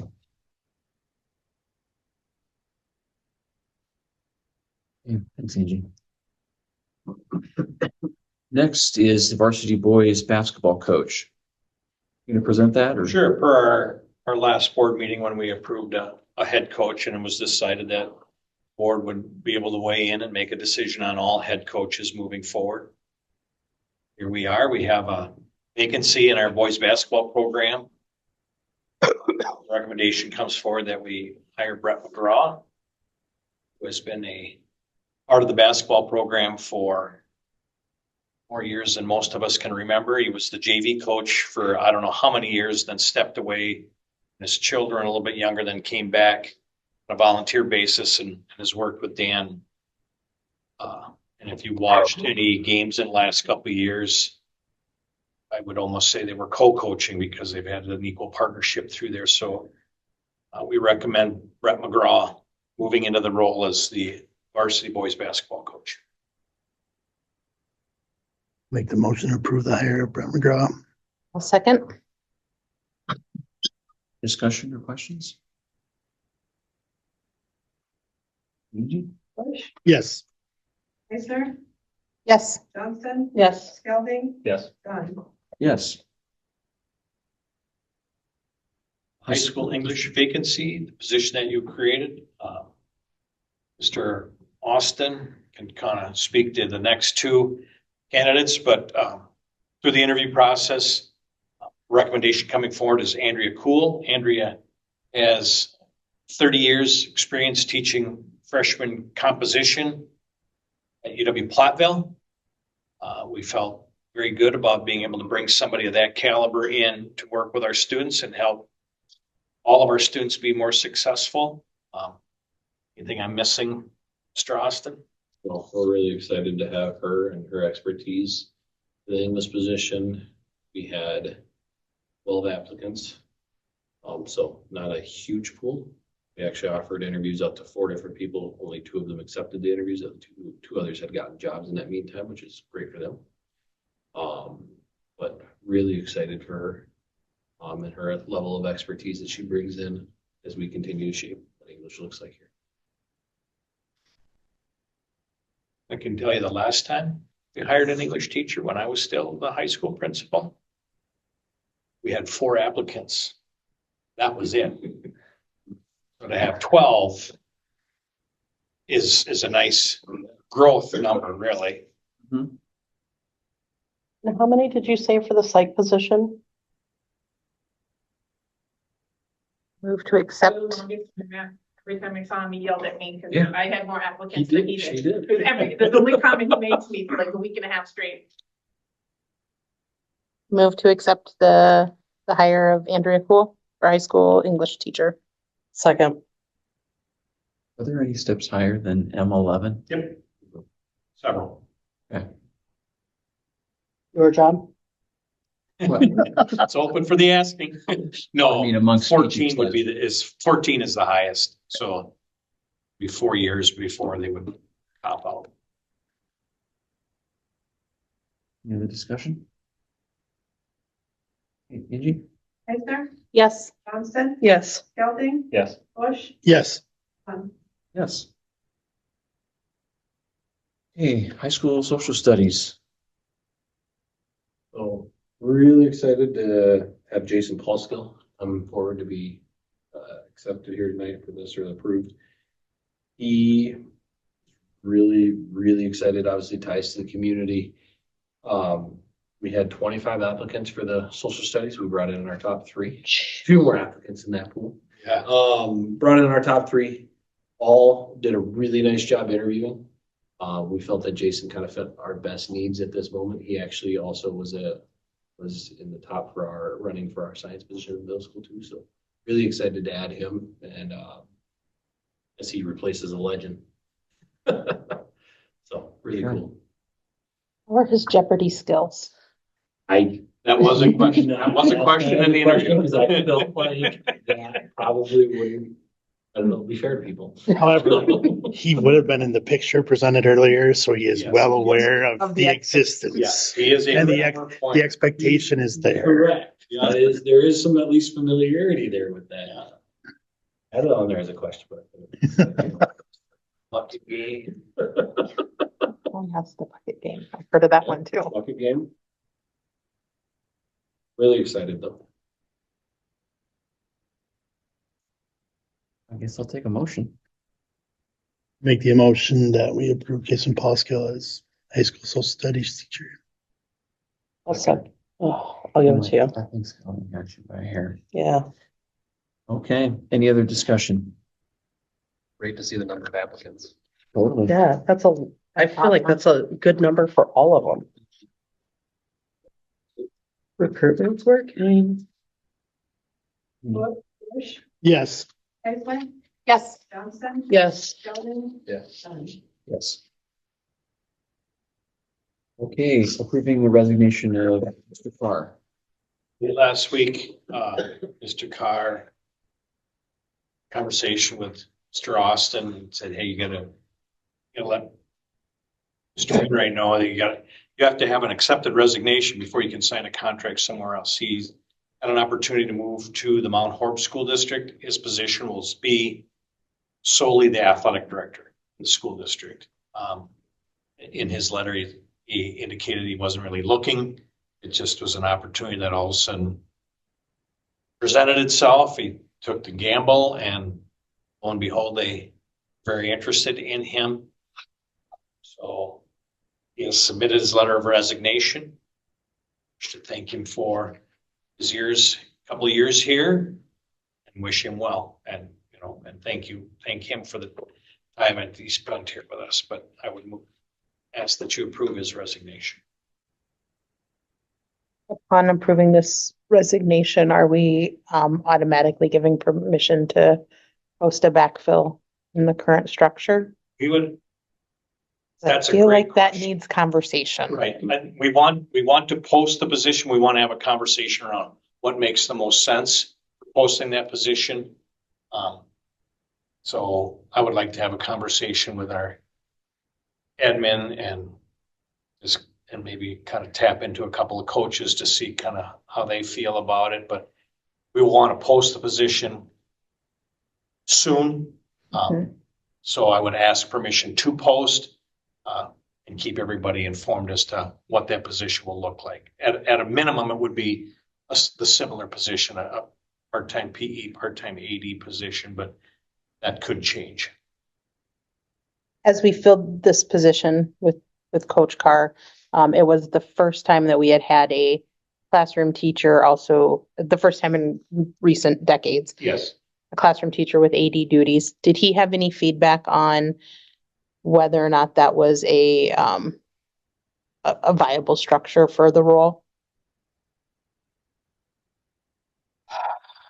Mr. Austin, I mean, he never came to me and said it was, There's always challenges with timing of events and stuff and cancellations, but other than that, I think there was an adequate amount of time during the day.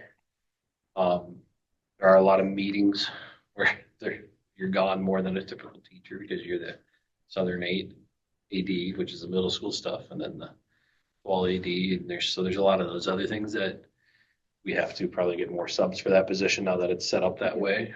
But I think there's adequate time during the day to do that. what we were talking about, somewhere probably in the neighborhood of 20 days this year that we had to get a sub for him, even though he wasn't gone for the full day. Partial. We needed a sub to cover his The class. Small meetings are on Wednesdays. His 80 hours were in the afternoon, Yes. so we tried to give him a block of time in the afternoon to be able to make contacts with officials or other ADs and things of that nature. It's currently set as a teacher prep period is the second period of the day. So you have a prep period in the beginning of the day and then two AD preps are in the afternoon. It's time at both sides of the day, but it can become challenging just with weather and all that. Working out some of those things, but we all try to be flexible and helpful out. So I'd asked the question earlier about our current PE teacher capacity, because I know that we're filling a gap at the elementary school with an intern. I would ask, I certainly think we should accept the resignation, but I would ask you to give that some thought. Is this a time to hire a full-time PE teacher to maybe have duties at both buildings? Not have an intern in the future, or not rely on having an intern in the future?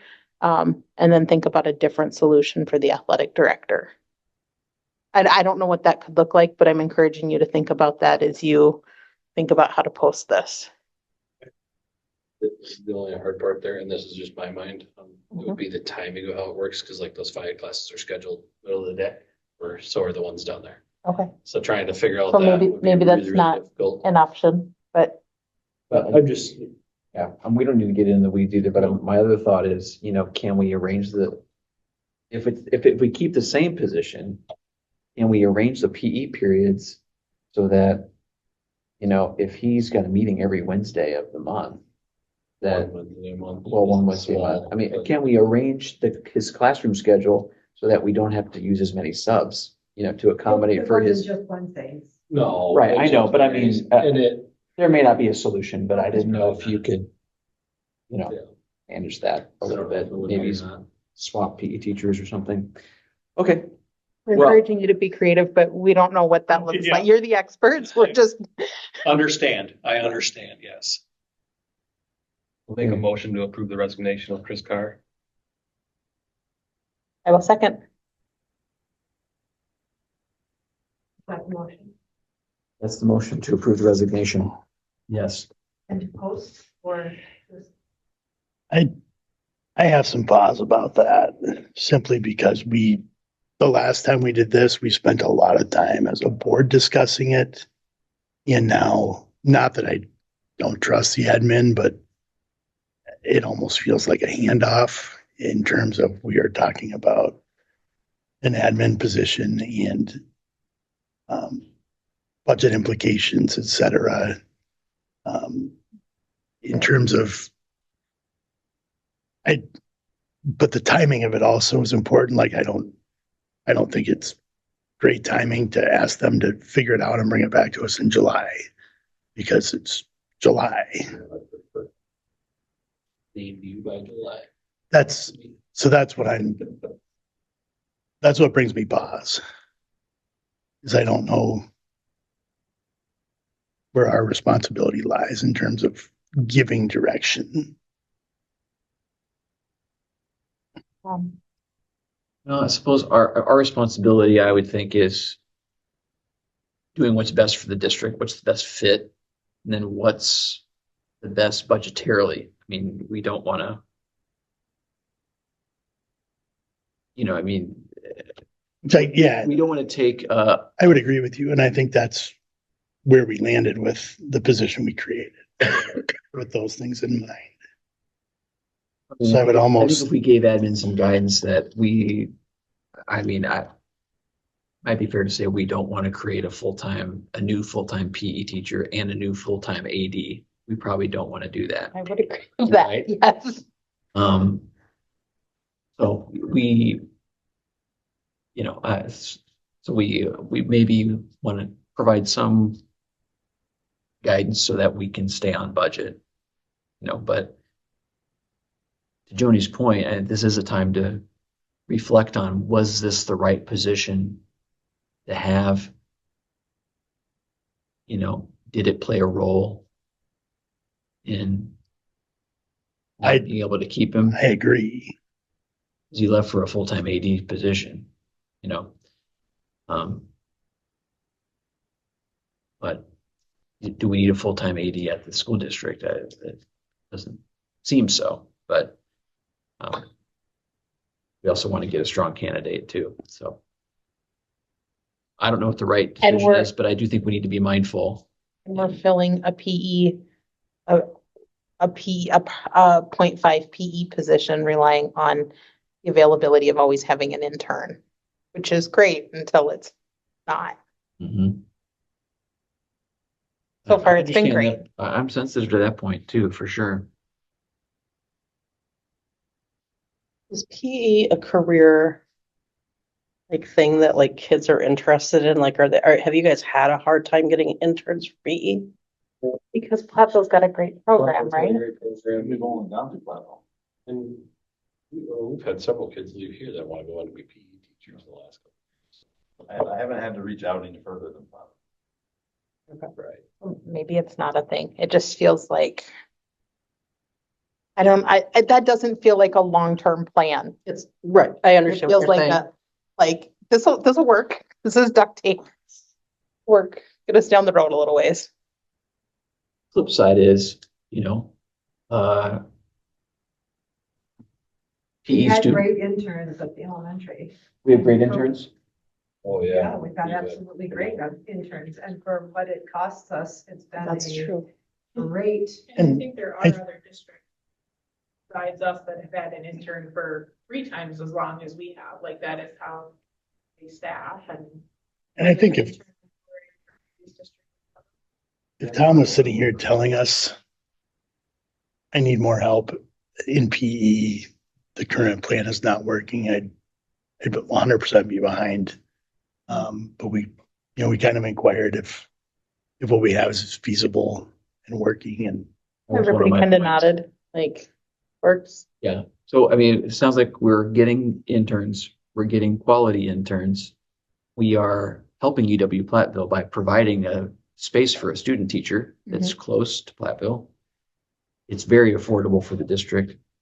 And maybe it wouldn't be the end of the world if we wait until we get to the point where it's Urgent, where a it's like, need. hey, interns are drying up. Yep. We need to probably hire somebody, and then it forces our hand a little bit, and then we can justify it to the community a little better, I think. I guess I would feel better if we move towards posting the same position. And then if we had to work around it or adjust based on candidates or something like that, as we've done in the past, but at least let applicants know what we expect the position to be. So we backfill as is.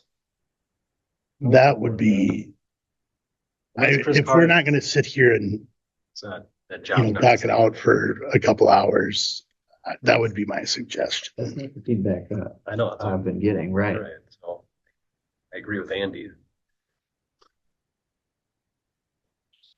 As it was, as of right now, that's how we're planning for moving forward for next year, so.